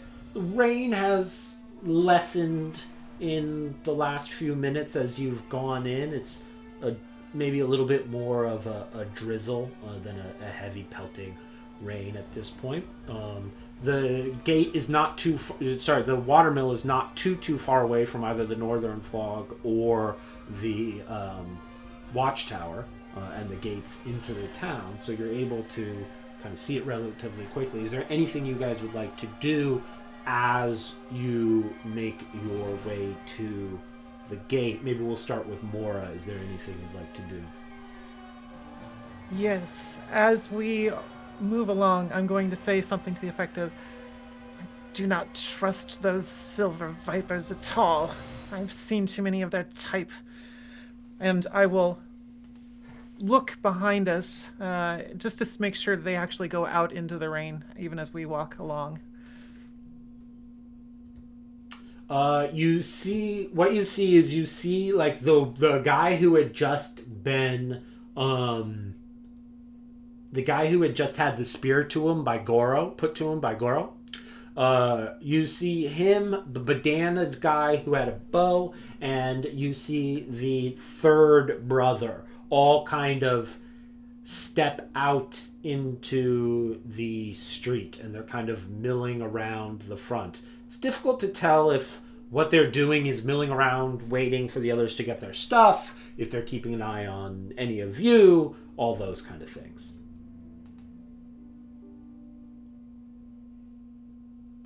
Right. Well, at that point, I'm just going to shake my head and say, I like not this business, but I see no other option. At least they seem to be getting themselves wet. I agree with you, though. I doubt they mean well. A shipment coming from Ravenloft to Esterfell, getting in the way of that. Are we doing the right thing? I don't know. My biggest thing is caring about where those children are, but we don't, with the rain and everything, we weren't able to track them. We don't know where they've gone. They could be still in that mill, but they could also be telling the truth. At this point, what choice do we have? I mean, I really don't want to risk those kids' lives, but I mean... No, I agree with you completely. Let's go ahead and go through with this. We'll be in a better bargaining position when we come back. Yes. Yes, absolutely. Absolutely. And we do not just simply take things at face value upon our return. Yes. All right. Well, I guess we have no choice then. Let's go. Okay. So what did he say? To say Irigo says yeah. it's okay to get in? Yes. That's all that we have to say? Yep. At least to get in town? So it would seem. That name does seem to carry some weight. I wonder if they found that brain yet. I did send the guard to go look for it with Ugh, that was the gross. doctor. That was so gross. Ugh. That was unnatural, seeing that brain move that way on the ground. Ugh. So you If make we're your going way- to be, if Go we're for going to it. be sneaking around tonight, if we're going to be sneaking around, I should probably stop back at the Northern Fog and take off my armor. Otherwise, I'm going to be clanking everywhere. Thoughts? Stealth is most likely going to be our best option.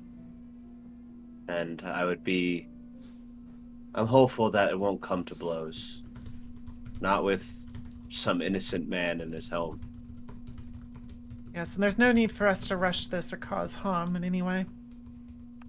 All right, then I'll take a few minutes and pop back into the inn and go into the room and take off my armor. It's lots of straps and plates, but I'll come back out in just a chainmail shirt and spear. And pants, obviously.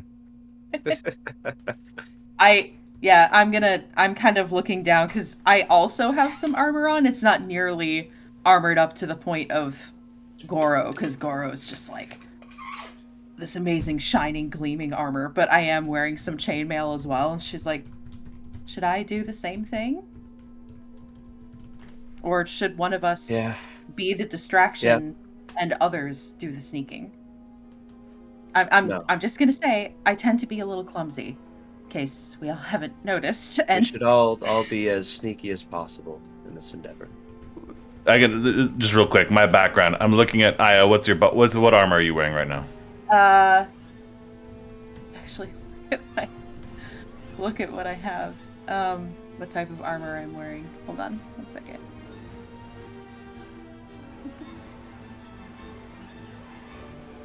So I have a small shield on me, and I have scale mail, so it's like a medium armor. You're fine. Let's go. Oh, okay. If we can take a little pause, could we count it as a short rest? Guildmaster? Yeah, sure thing. Because what I'd like to do then, while Goro is taking his armor and we're in the inn, I will do a little bit of Arcane Recovery. Sounds great. All right. I'm going to bring Koji into the room as well and just say, hey, Koji, love you, buddy, but we got to be quiet this time, so I'm going to leave here to watch over, okay? Be safe. Your Stay. little Drake companion goes, Yep. and is momentarily a little sad, but kind of agrees, nodding the little Drake head, and ducks away into underneath one of the pillows. Before he does that, I'll take out a little small piece of ration and like give it to him so he has something to snack on while he's there. And she gives him a little scritch between the horns up at that one little itchy spot on the top of his head that he can't always reach because his horns are in the way. She'll give him a little scritch. Yeah, Give him that little cookie or whatever, and then walk out with the rest of them. So Let's head out. you take your very short rest and get your stuff collected, and you make your way towards the gate. Now that you have rested for a bit, the guard from earlier who had run off trying to recapture this brainy squid-like creature has returned. And it seems as well that Dr. Von Brittlewood's wagon has quieted as well. The door has reclosed. There's no longer candlelight in there.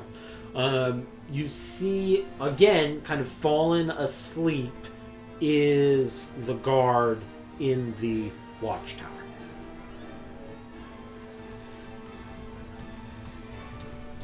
He's fallen asleep again in the watchtower? Is that what you said? Oh my gosh. Yeah, a little bit of time. What is it with between guards in you. this town and sleeping? Well, it's the same one. It's the same one. You guys went off to the watermill. He worked hard tonight, like trying to catch this squid creature, and he's earned a little bit of a cat nap. We'll go up to the guard. What you're saying is he must be a half caster because he just all loves these short rests that he's taking. Sorry, I can't. No, it's okay. I will go up to the guard and say, "Excuse me, sir," and I'll shake his shoulder a little bit to try and wake him up. Oh, it's you again. You all again. What can I help you with? We were told that it would be most beneficial if we made it into Two Oaks this evening, and Urgo said that you wouldn't mind if we did that. No, Ergo. Okay, well, I suppose if he's willing to vouch for you, not a problem. Weird, a moment ago I thought you all, were chasing him down, but okay.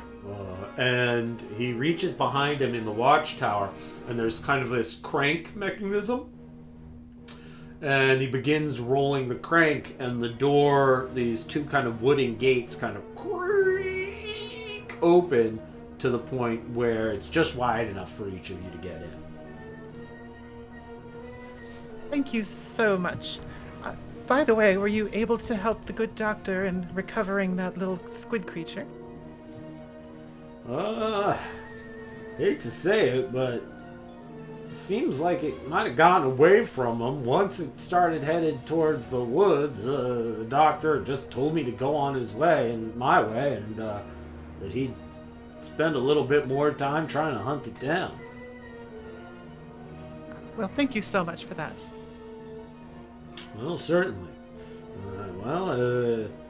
Don't know if you're going to find many people awake at this hour, but welcome to the town of Two Oaks. Yeah, I was gonna ask GM, what's the Guildmaster? What's the approximate time right now? Like, are we in the middle of the night, like 1-2 a.m.?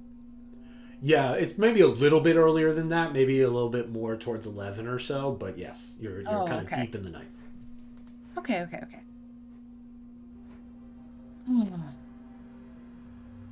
All right, well, let's get to it then.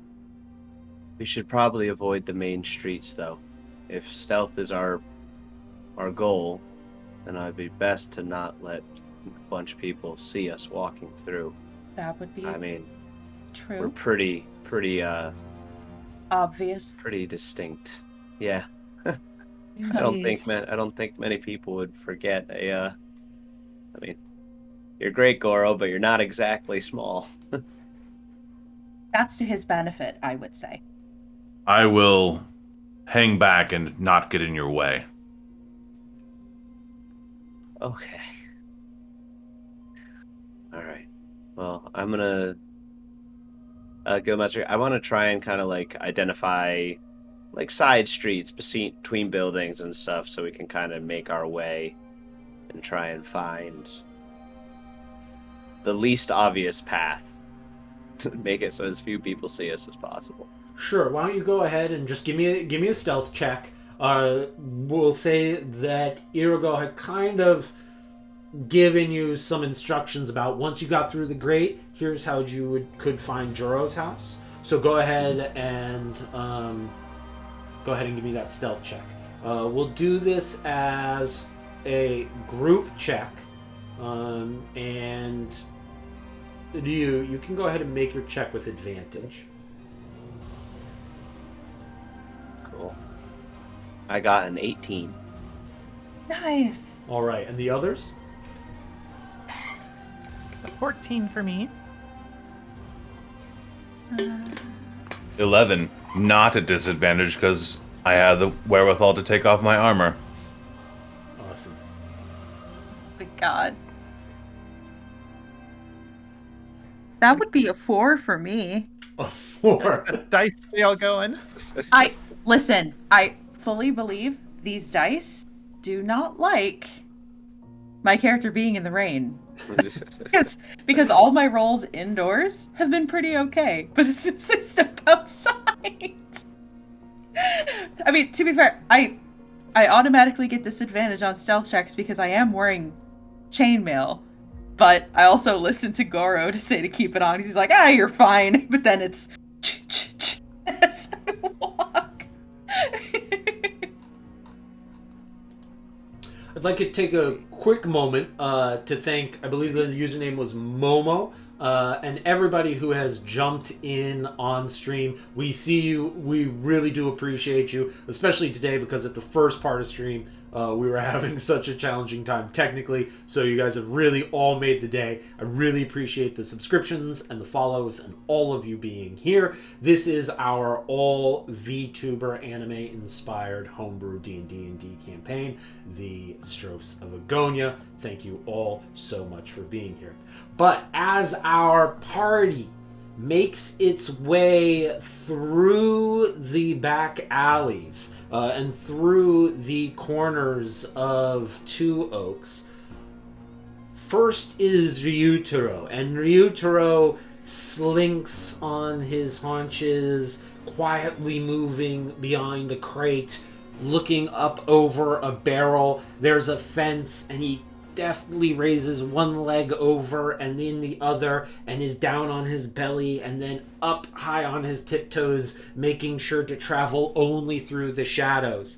As he does, Mora is close behind him, showing an agility for a wizard that she has not necessarily shown so far in the campaign, as she normally moves unobstructed in her regal, wizardly way. And Goro, without armor on, is moving with the skill of a cat, jumping and leaping over, but landing quietly as he does. And the three of you all kind of stalk forward into the darkness, leaving Aya walking normally behind you, as if she were walking down the high street, kind of asking, guys, where are we headed? Is this the right direction? Where is this right?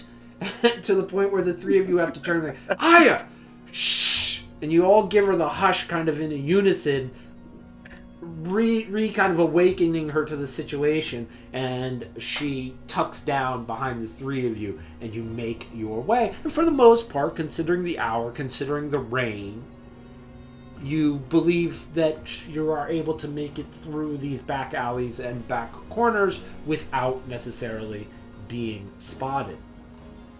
You come up to the door described to you by Irigo as being where Juro resides. As you come up to it, you see it's a very nicely made building. The walls are stone with some nice wood inlay and carpentry to it. It stands out from the other houses, which are mostly mud brick wall and thatch roofs. A few of the nicer houses do have proper roofing, but this one is quite nice. And Goro, it is you who notices first that aside, next to the door, kind of between two lanterns, is the unmistakable shield and logo of the Thieves Guild. And you know well from your travels that different towns, like for instance Greenhaven, is a very popular spot for the Adventurers Guild, and there's a large presence there. And you've just come up on a building that, in no uncertain terms, has the identifying marks of the Thieves Guild on the front door. In my awareness of that, it's not so much of a danger type of thing as it is kind of just this is a recognition. Like, it's not like traveler adventurers beware thieves, but like, we're part of the known Thieves Guild, correct? Is that my read of it? That's correct, yes. The Thieves Guild is a prominent guild within Agonia. They're something of a known commodity, and they tend to run things like dice games, different gambling events, and they have somewhat nefarious or unseating dealings, but for the most part are sanctioned to an extent, accepted to an extent by the legality of Agonia, in that people recognize, the lordship recognizes that it's better to at least acknowledge their existence than pretend that they don't exist at all. So very Yakuza Cosa Nostra type. Yes, exactly, on the nose. Nice. I will kind of point out to the group, Thieves Guild, just so you know, we're stepping into something heavy here. So we're being asked to steal from thieves. Thieves. I have... Guildmaster, could we run a perception check to see, like, is there anybody in the guild right now? Are they having, like, a gambling night? Like, is everything dark and doesn't seem to be like people are asleep? Or is this alive and hopping with people and activity inside? You are from the outside, like just kind of from the shadows in the street, you're able to see that most of the windows, as one might expect of any Thieves Guild, have curtains drawn over the window. From inside, you can see the flickers of lantern light. But the walls are thick enough here that without closer investigation, it's difficult to understand what's happening on the inside. Is it a single-story building then, or two-story? This is a single-story building. Okay. I have a question for the Guildmaster. Is it all right if I send it to you via chat? Certainly. Okay. 1 moment while I do that. You guys keep going. I'm gonna send him a message. I don't know, guys. This is getting worse and worse by the minute. I mean, first, let alone just dealing with these freaking noble-born scum. Now we're trying to steal from the Thieves Guild? We're really getting in it. Yes, indeed. Do you think it would be safe just to... Well, I'm not sure what they do here. I mean, to Aya's point, if they have gambling or whatnot, we could just play along. I'm a little concerned if one of us just has to break in. I mean... Or, what about this? Quick huddle. And like we come together. Yeah, let's huddle up. What if we don't steal it? What if we let them know what's being asked of us, and maybe they can help us, and we can play them off of each other? Oh. It's risky, but to be honest, I'm no thief. I don't take pleasure in the idea of breaking in, even if it wasn't the Thieves Guild. Maybe if we do just kind of go to them and tell them what's going on, maybe we can work something out, you know? Just gotta get the kids back, and I don't want to sacrifice everything else. Maybe the enemy of our enemy could be our friend in this case. I like the way you think, Goro. Yeah? What I will bring to the table is I do have the ability to render one of us invisible. Should that be of utility in this situation or another? You mean if negotiation doesn't work? Indeed. Either here this evening, or perhaps if we later return to the mill and want to do a little reconnaissance. That's good to know. I mean, let's start normally here, but I'm open to that. That'll definitely help us look around a little bit more. Let's get out of the rain and maybe go meet this Juro. I And guess see if we can make a friend. So, to the door, I guess.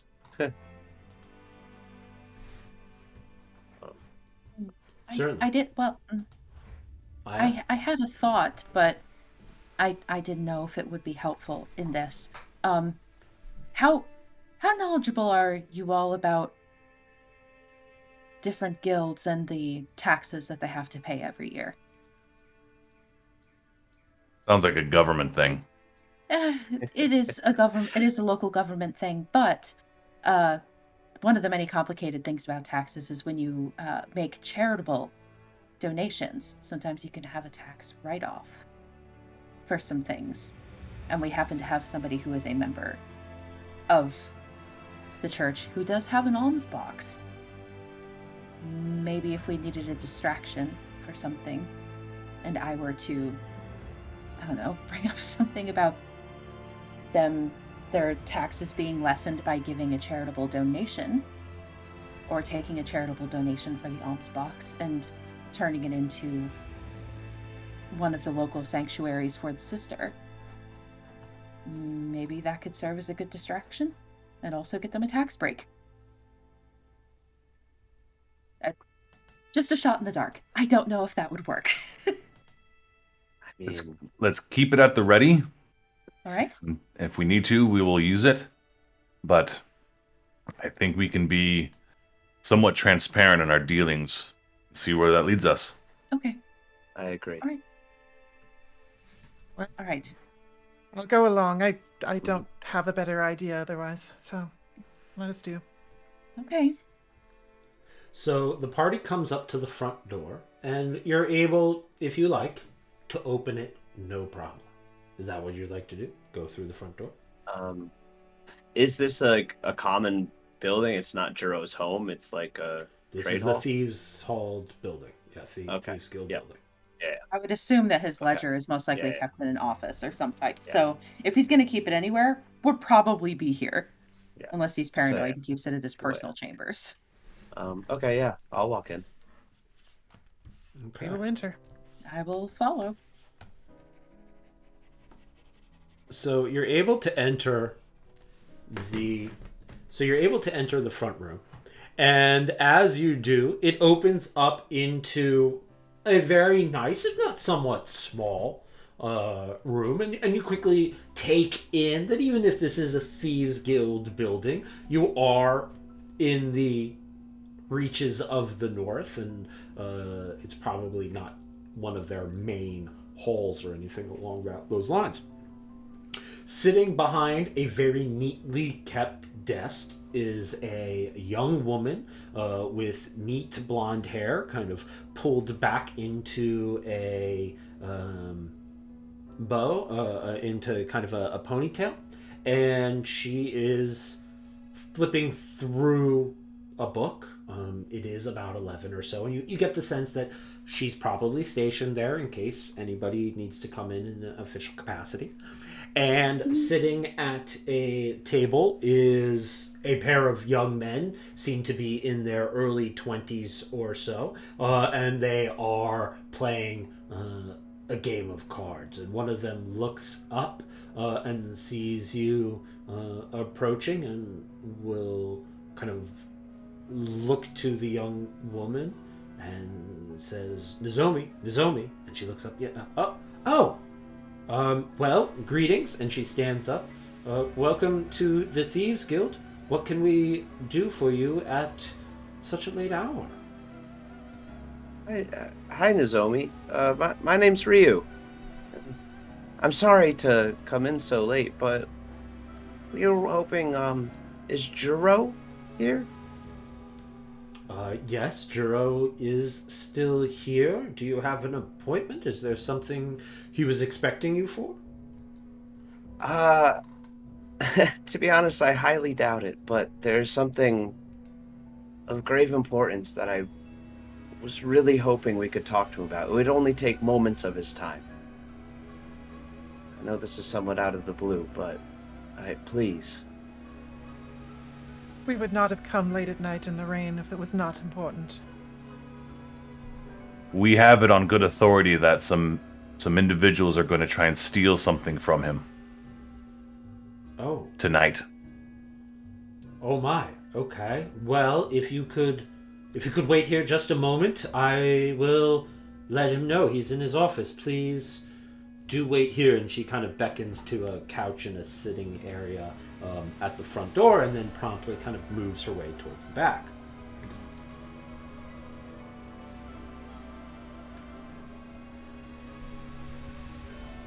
There are two at the long table. Yes, there are two more. There are two more of them sitting at the long table, and she kind of beckons for you to sit anywhere you would like. I want to just kind of, as a slight aside to the rest of the groups, but okay, guys, I think we should try and keep it. Be honest with Juro, but try and not give away everything, just in case something goes wrong, I guess. I don't know. I get nervous in these kind of places. Just remember, they're business folk, just like we Adventurers Guild are. They just handle things a little differently. But I think we should. We never know who else is friendly with Ichigo or Irigo and Nico and them. So I think we should just speak with Juro. Keep pushing for that. Yes, the fewer who know the business here, the better. Exactly. I'm just give me a moment.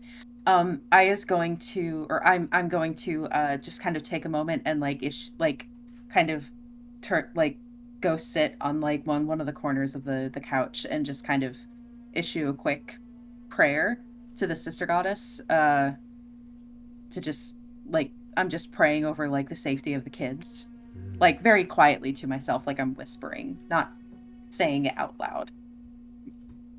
While we're waiting. As you do this, the two who are playing cards are trying to keep their, keep it like they are playing cards and not gawking at any of you.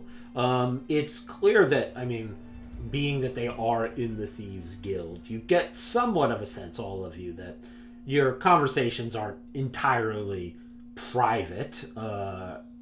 Even in hushed tones, you don't know how much they might overhear, but as you are still in the same room as them, it's pretty fair to assume they're keeping an eye out.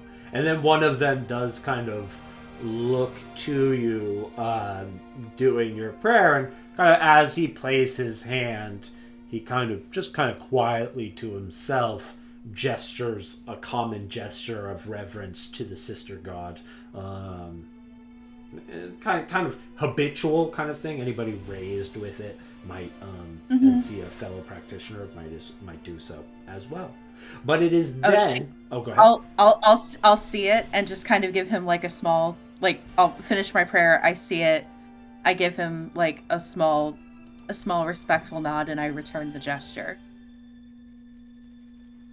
Little smile for him too. Great. So it's then that Nozomi comes back into the room, and she gestures towards the back, and she says, "Thank you so much for waiting. Juro would be happy to see you now. If you could make your way into his back office, please." And then she will guide you down the hallway and into his office. All right, I kind of straighten up and try to look a bit more, even though we're drenched, kind of try to clean up a little bit as we're walking back. As each of you...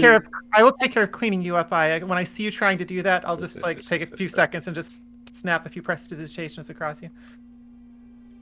But does that make me dry and I'm no longer drenched, or does that kind of clean you up? Mm-hmm. Yes, both. She goes, "Oh, thank you." My pleasure. One should be as well kept as possible when going to meet with an official. So as the four of you enter into the room, you leave Nozomi, who had kind of prepared 4 white towels, they're folded nicely, and was holding them in her hands, and she's kind of wide-eyed as the four of you walk into the room. And as you're doing it, Mora is just snapping out these prestidigitations, and your clothing is dried, your hair is in place, and Nozomi is trying to keep a straight face, but can't help but be betrayed by her wide-eyed expression and slightly open mouth. But she will give you a formal bow as the four of you make your way into Juro's office. Juro has a very nice office. A crackling fire is burning. There is a locked dresser as you walk in. Rows and rows of bookshelves. It's very clear that he is very well read. And sitting at his desk, again, kind of writing something in a ledger, is who you assume to be Juro. He is a broad-shouldered man wearing a crisp, clean white shirt, though at this hour he's unbuttoned the top few buttons, and a black vest with kind of black pants on. A thick, full head of dark hair, something of a closely trimmed goatee, and he has on very dark shaded glasses. And he looks up at the four of you and says, Nozomi tells me that you have news that we intend to be robbed. Is this correct? Please sit. Hi, Mr. Juro. My name is Ryu. Thank you for letting us come into your office and speak with you. I'm going to take off my hat and kind of give him like a respectful, like, half bow, half curtsy thing. We'll half bow as well. Say, thank you for meeting us at this hour, good sir. We traveled together with the Adventurers Guild. I am Mora Blackheart of the Royal Academy of Magic. I am Aya Kanamire from, I'm a light cleric from the Sister Goddess's Church. And I am Goro. Yeah, well, I appreciate the fact that Goro doesn't offer any other explanation. He just is. Yes. It's like walking into the room all he with needs. Cher. It's amazing. But yeah, we're here because we were traveling with several youth. We came with 5 children who were stolen in the night. A group of men told us that they would return them if we did them a favor. This favor was to steal your ledger. For they tell of a shipment that's coming through of high value, and they wanted information. Well, we told them we agreed. I myself am no thief. I just want the kids back. These And are... we need your help. Indeed. These are children of the forest. They came from the Elder Tree, and a great tragedy was wrought there. We have been taking them to safety. And, frankly, as Ryu says, we have no desire to try and breach your trust if ruffians have these children, taking them from us in turn. We thought to come to you with news and perhaps seek your assistance. Why don't the both of you give me a persuasion check? And as you're making those checks, Goro, as you're sitting across from Juro, you're able to tell that he is a different caliber of criminal than Irigo and his brothers. They are wearing fine clothes as well, but this place is immaculate. Everything is in its place, and this is a man who carries himself in a very capable way. Very few, you notice particularly that very few motions that this man makes are unnecessary. right? Everything from getting up from his desk to the sitting. He kind of makes his way around and rests on the front of his desk as he listens to your story. And you can see kind of wheels spinning and thinking happening as he listens to you and Mora's story. And Aya, it's very difficult not to be intimidated by this man's presence. He seems to be listening and genuinely seems concerned when he hears the news of missing children.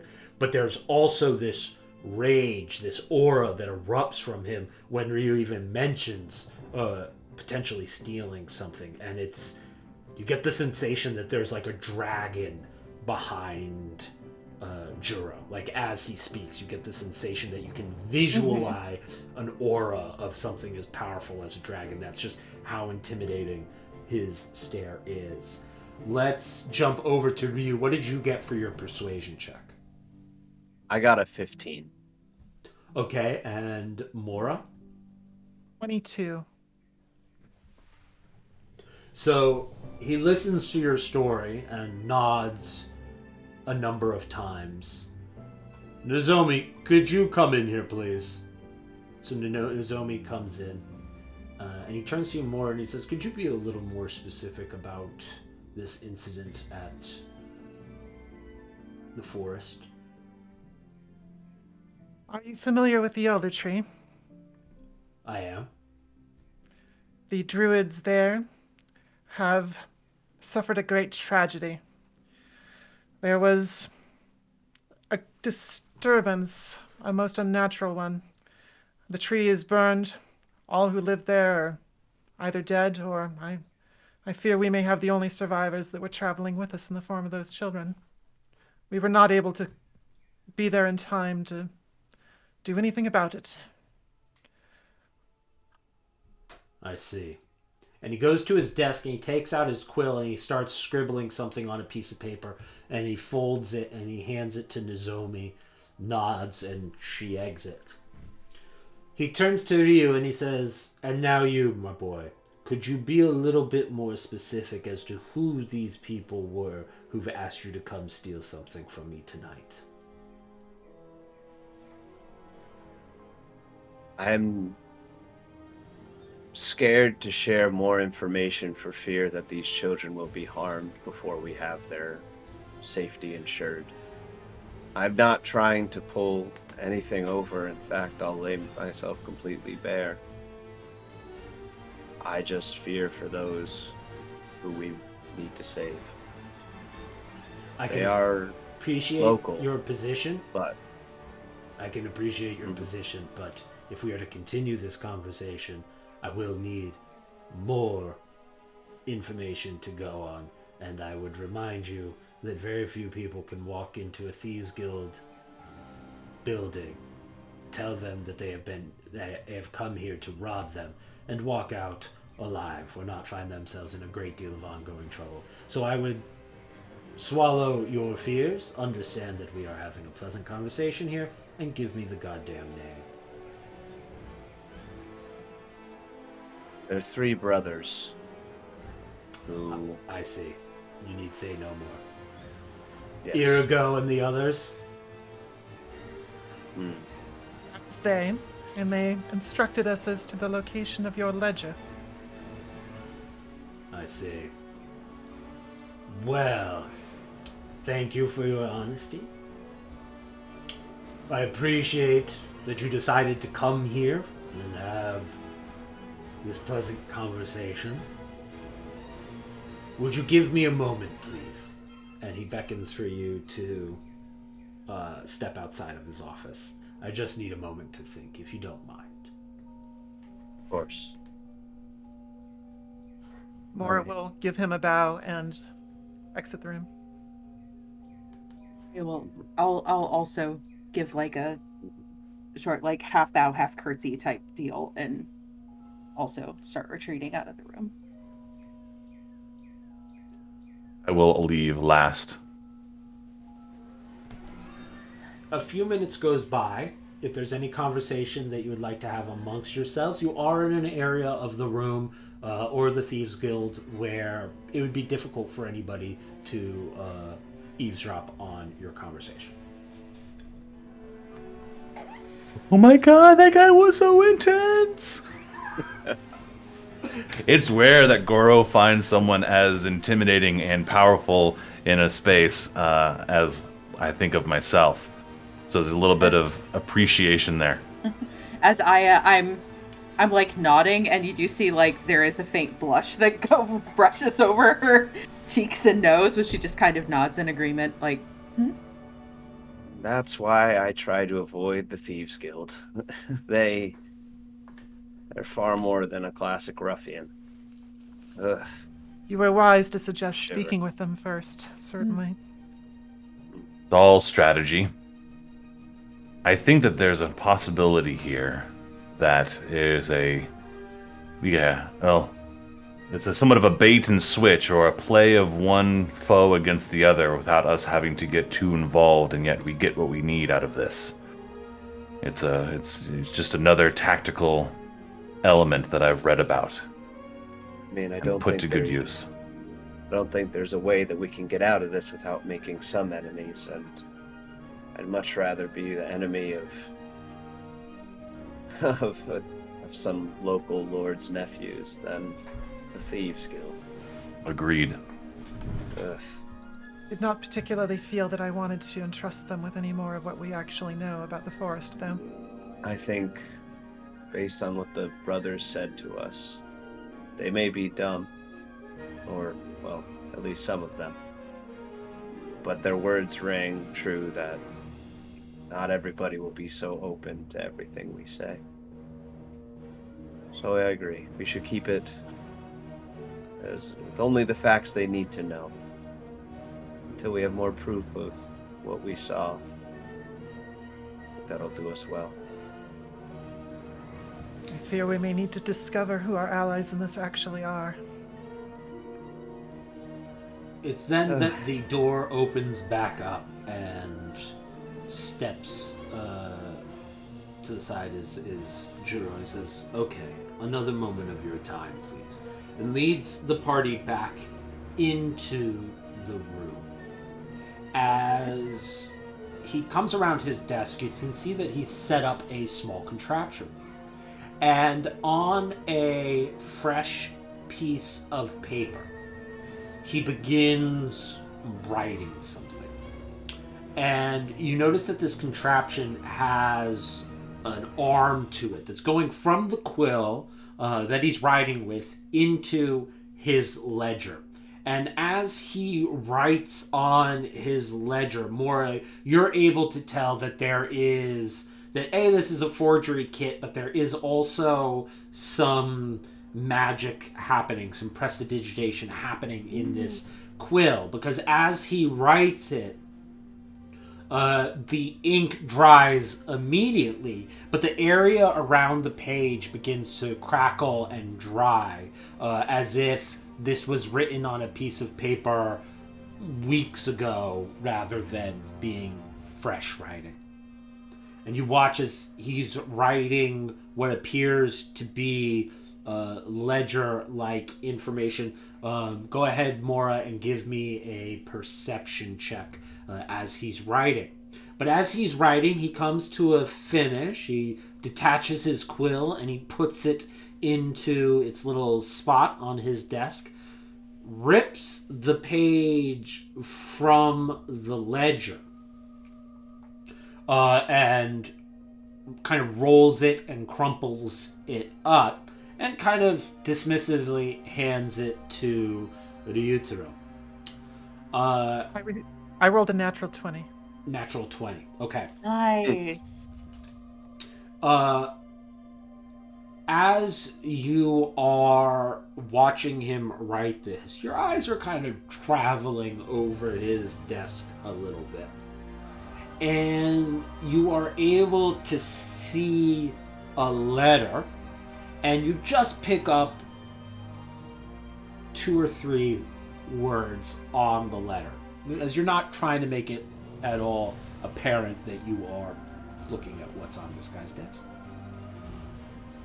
In the letter, you see shipment, 10-day, the word dust, and then at the bottom of the letter, you see a signature which reads Esmara Wrathbone. And Esmara Wrathbone is a name that you have only heard in passing, in rumor, in that Esmara Wrathbone is rumored to be the head of the Thieves Guild of Esterfell. And it is a name that carries quite a bit of weight in, again, rumors, taverns, travelers' encampments. This is a name that kind of pops up when people want to talk about the crazy shit they've seen over the years. It's not uncommon for some of that shit to involve stories of Esmara Wrathbone. As the name, as you process the name, there's this moment of like, oh my, you are dealing with some type of shipment involved with the head of the Esterfellian Thieves Guild. Right, this is clearly something big. Got it. So he hands you the piece of paper, Ryutaro, and he says, all right, well, here's what I propose. I'm going to need your help a bit. Let me explain. This sort of thing happens from time to time. You get governors with extended family. They get the feeling that they own and they run the place. It's not too uncommon that they start stepping on the toes of the Thieves Guild. But our hands are somewhat tied with what we can do because it's not like we can move directly on them. Frankly, our guys are a little bit tougher than their guys are, but I don't have that many guys up here in case things go south. So here's what I am proposing. You can take that piece of paper back to the brothers, and it's going to tell them that the shipment's coming through later tonight at the crack of dawn. There's a location just outside of town where my guys often do these types of trades, so it should check out. You take that information to them, and hopefully that's enough to get you your kids back. You bring the kids here. We'll keep them safe. Myself, the four of you, will go wait at this location for Irigo and his brothers to show up. And all that you need to know, and all that we need to know, and all that anybody needs to know is that there was a terrible accident somewhere in the woods, and that the brothers were set upon by monsters. And that'll be the official line. How does that sound to all of you?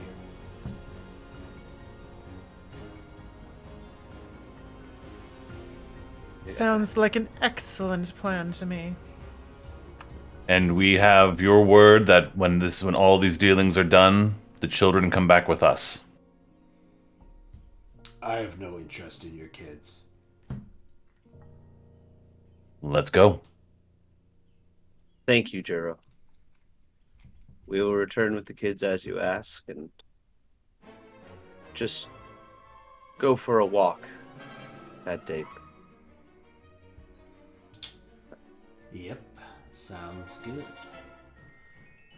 Well, I'll be waiting for you on the outskirts of town in a few hours. Meet up with me there, and I'll show you how to get to the clearing. Thank you. Thank you. We look forward to seeing you soon. I nod to him and then turn to make my leave.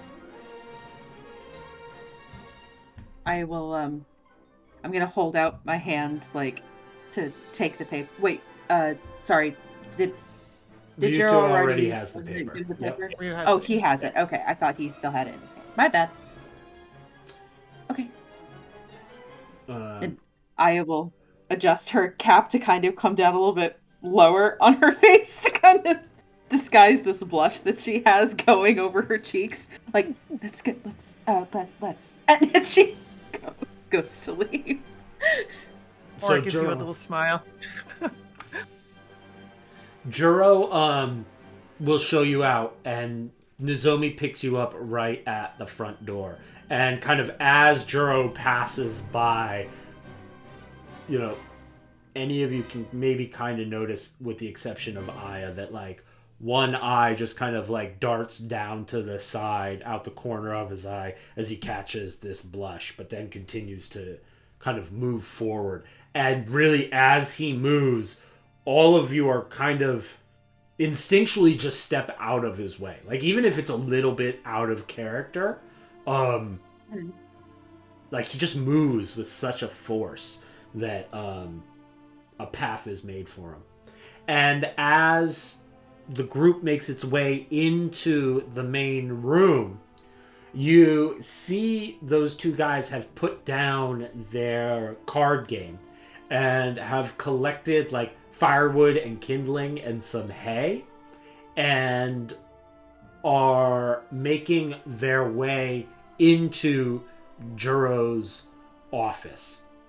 And noticing that you guys see this, Juro will turn to you and says, I'm assuming that they thought it would be a good idea for there be some evidence that this looked like a mistake. Am I correct? Indeed, I am sure that is true. Yeah, okay. And he'll turn back and give the nod to the boys, and they kind of head in with this firewood and kindling. And after a few moments, you hear... Or sorry, you don't hear smoke, you smell smoke. And you hear a soft crackling of fire coming from that back room. And he assures you nothing that the guild won't compensate us for. Good luck. Sell it. Keep your cool. I will see you shortly. And to the rest of the group, what I will do, I will say, by way of selling it, perhaps we should run quickly back to the front gate? Yes, I agree. I mean, they didn't see us coming, but they'll see us leave. Gotta sell it. Man, that guy's good. Yes, I do enjoy a good professional. So, all right, let's go. Aya just has a little cough to herself and just keeps walking. How about we should run along the same path that we did to come in, but do it just a little more loudly, you know, to make it seem like we're avoiding it, because it would be too obvious if we went off the main road. Yes. Mm-hmm. Mm-hmm. Agreed. Ready? Oh, all right. Let's go. Out into the rain. the party makes its way back through the back path that it coursed through the city.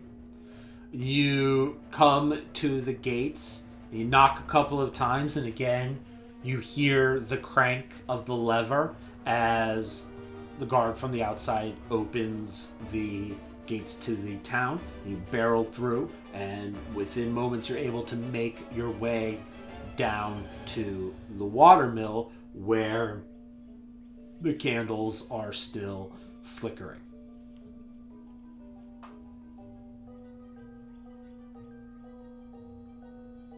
Let's get down to the watermill and bang on the door. Mm-hmm. Or you just even open it. What's our story? I mean, We got in. snuck and in. We snuck in, and We used we used your invisibility spell to turn Ryu invisible. The ranger among us with the best stealth. He snuck in, snuck out, no one the wiser. We took off after that. Well, except for we the did fact the that he fire. saw fire. Yeah, precisely. So how about, well, we needed to cover the fact it was lost, so just say we knocked over a candlestick next to the bookcase that we took it from, and then made our way out Yes. to cover our tracks even further, you know? Very good. I think that should do it. Aya and I stayed outside to keep a watch, so we were never in there in case. So why would people like us be involved in the thieving of things? We kept an eye out, a lookout, kept clear, and then you made it out. Sounds good. All right. Well, no time like the present. Let's go. So the party comes charging. Once you get your story straight, the party goes right through the front door of the water mill, back into the building.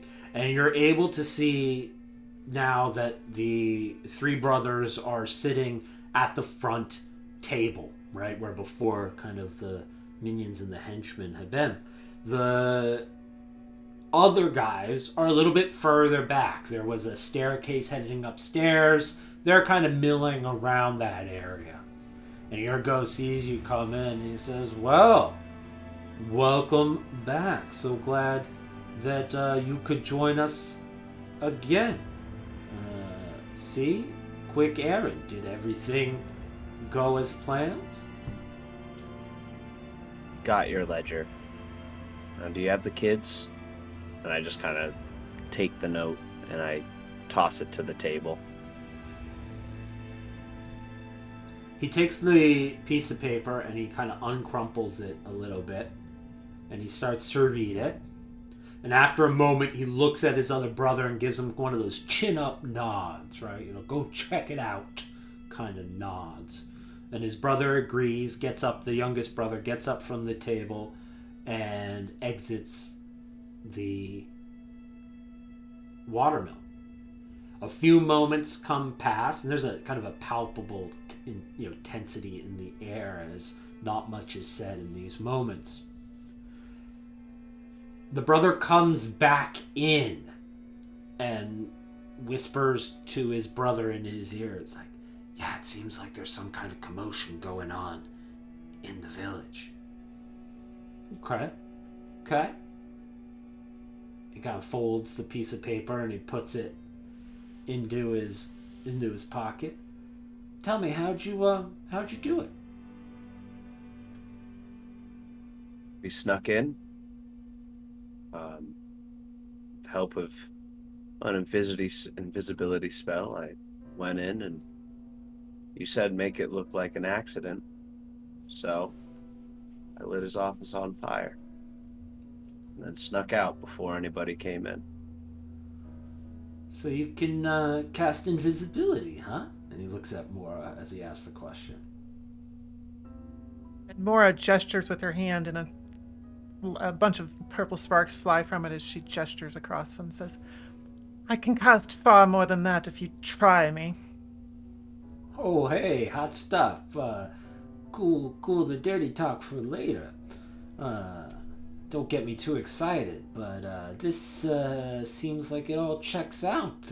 Pretty impressed. Hey, Steve-O, go get the kids. And he turns back to you and says, we found them laying out in a field nearby. Wasn't hard at all. And Steve-O opens up. There's a hatch by the stairs leading down. And he opens it up and he shouts down, all right, send them up. And after a moment, you see as kind of very tepidly, very kind of hands shaking, each of the kids kind of climbs up this rickety ladder. And as soon as they see each of you, their eyes go wide and it's like a weight is taken off their shoulders as they rush over to each of you and kind of I immediately get down on my knees to I crouch down to catch a couple of the kids and hug them close, give them little kisses on their foreheads, quickly check them over to make sure they look okay, not like battered and bruised or anything. She's like, okay. She like goes through and checks all the kids. They, for the most part, little wet, muddy. You notice Bryn seems to have what appears to be the beginning of a bruise on his cheek. But other than that, they seem okay. I go and kneel down to him too, and just gonna say, "It's okay, it's okay, kids. You're safe now. Don't. We'll go back to the inn now, and then you can tell us all about." I look up over at the brothers. Your adventure. Then I just like fire in my eyes, like just gritting my teeth, leering at Irigo as I kind of hold him close. And I will be trying to give Ani a hug, and we'll speak similar things. It's all good now. We have you. We're here. As you do that, Mora, Ani whispers in your ear, and she says, I have something I need to tell you. Now? No, not now. And tell me later. And I'll just hold her close.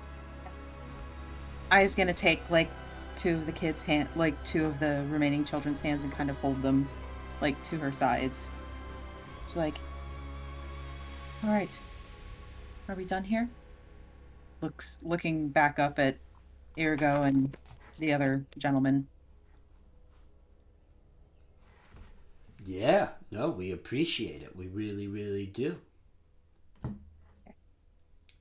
Kind of gives a once all over check of the kids again and starts turning the group. She's like, all right, let's head back. Yes, enough of this business already. We're so glad you found them. Oh, yeah, indeed. Really, really loved those little munchkins, you know. So glad we could find them home safe. Let's get out of here.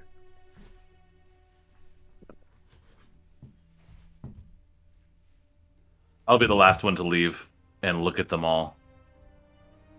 Just kind of dead, stare at them, and then quickly leave. They, try to keep it pleasant as you leave. You can see this big Cheshire cat grin on Irigo's face as he kind of gives a slight wave goodbye to you all. And as soon as you leave, you hear clamoring. Like, as soon as you leave, you hear, like, all of those guys, like, quickly rushing to kind of get to the area behind and check out what this letter had said.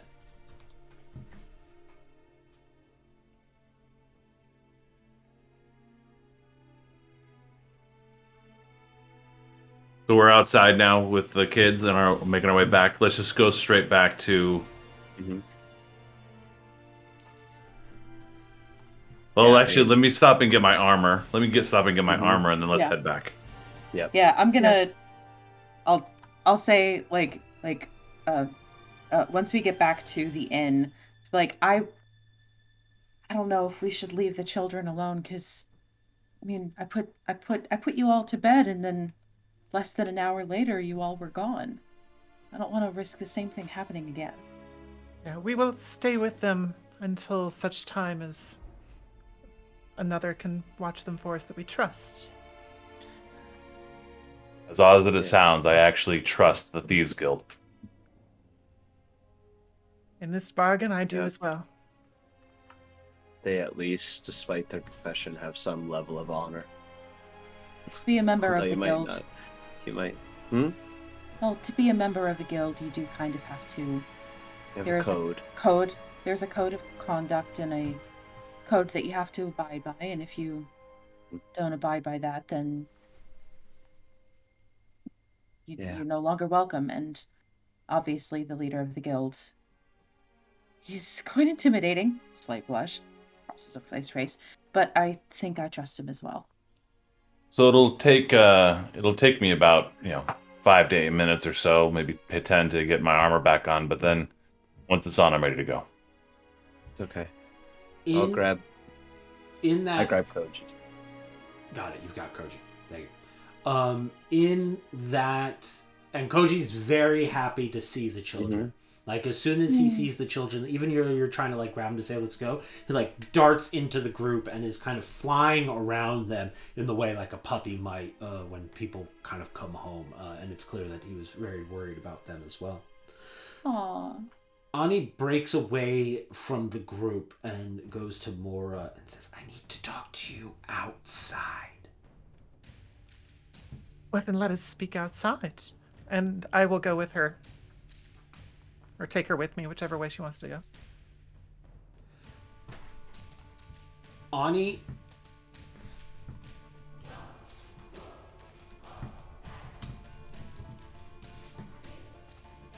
sorry about that.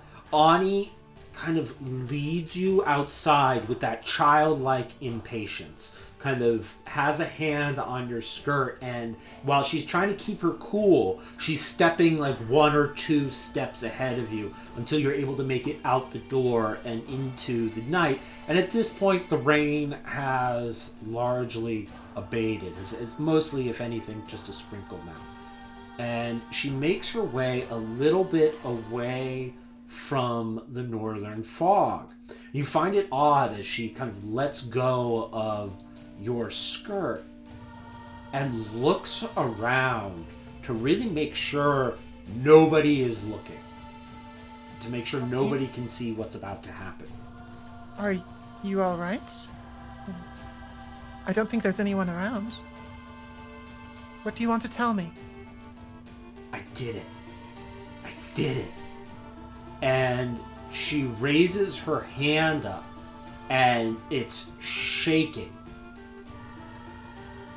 What did you do? As she does, she begins to recite a phrase that you know all too well. And much like you do, she begins kind of writing in the air.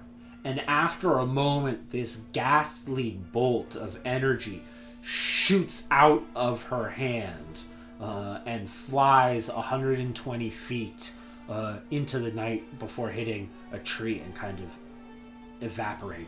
And you know this spell all too well to be Chill Touch, a cantrip which, as you two had traveled, you had kind of been talking to her about the use of magic. And she looks at you, her hand kind of still shaking, and her face white after she's done casting the spell.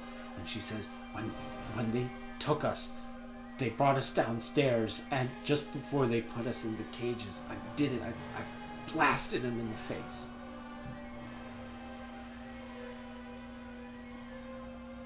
My eyes are wide at this point, and I see her do that, and I look back at her, and I just reach out and I grab her and hold her close. I say, "You've done so well, just as I showed you. I'm so glad they didn't hurt you. This is wonderful. You have such talent. There's so much more you can learn. You must be very, very careful not to show this to anyone else, though. Not until I say so. All right?" Okay.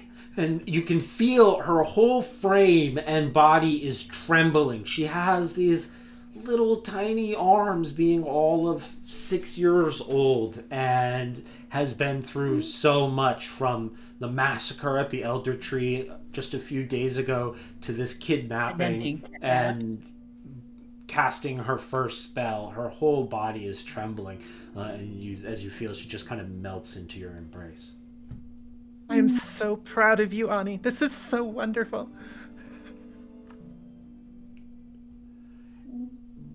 It's at about this time that the rest of the group comes out of the northern fog. Goro has redonned his armor. Aya has redonned her armor and is leading a procession of the children.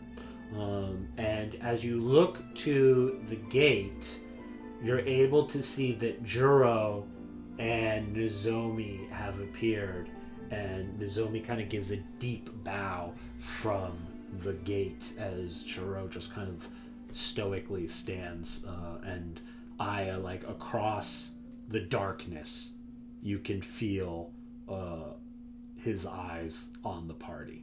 Like, he has such a piercing gaze that even through the dead of night, you all know that he is staring at the group of you, waiting for you to come up.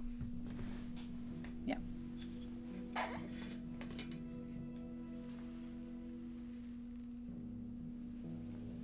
We'll approach, and I'll be holding Ani's hand as we go. I will not let her get too far away from me. Yeah, I most likely have a child on each hand as well as we're all walking. I like to think mine and Bryn are pretty close as well, but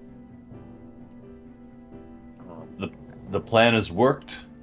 The children are safe in our care. Now, shall we take them back to the Thieves Guild?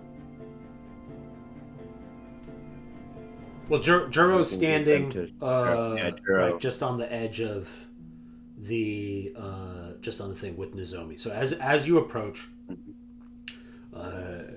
Juro kind of acknowledges you all and says, "All right, well, Nozomi will take the children back to the guild. They'll certainly be safe there with my men and Nozomi. She's pretty capable."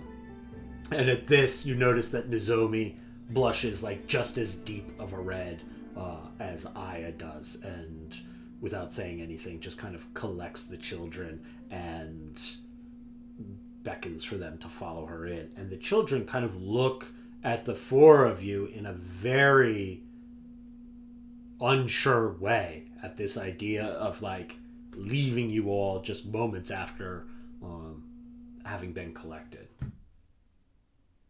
before we let them go with the people, I do want to kind of kneel down to Bryn, because he's kind of been the more like brave, like kind of the older one of them. Just kind of tell him, like, Bryn, I know you've been through a lot now, and I kind of just like knock him where like he has the bruise starting. Be like, but you got to be just a little bit longer, and then we'll just be all safe, okay? So keep on that brave face you got. We won't be gone long. We just need to do one thing. Juro and Nozomi, they'll take care of you, okay? No one's gonna take you guys. We got you, okay? These are good friends. We trust them. We will be back soon. You see as like Bryn's lip begins to quiver and he's holding back unsure tears, and he nods his head, and after you kind of pack him on the cheek, he rolls up a fist and he just clocks the crap out of your chin, Ryu. I mean, just like boom, and it sends Ryu like sprawling back. He's like, okay, and like just youthful over energy and overcompensation. And you all just watch as he just uppercuts Ryu, sending him backwards. Wow. Bryn, that's one hell of a hook. Oh. And he has this determined look on his face, and he goes, and then like marches past Nozomi, past the others, and they all make their way into the village. Still on the ground, Ryu, or I just like have like a thumbs up, just like Aya looks at Goro and she's just like, give him a few years and he could probably go toe to toe with you, Goro. Unlikely. Stomp away. Who's being optimistic, right? As kind of Goro stomps away, Juro looks to the group and kind of, he's wearing kind of a dark cape, and he kind of brushes it to the side and says, well, There's still work to be done tonight. And he just kind of walks off in the direction of wherever it is he is leading you. And that is where we will fade to black for tonight as you prepare to take on Irago.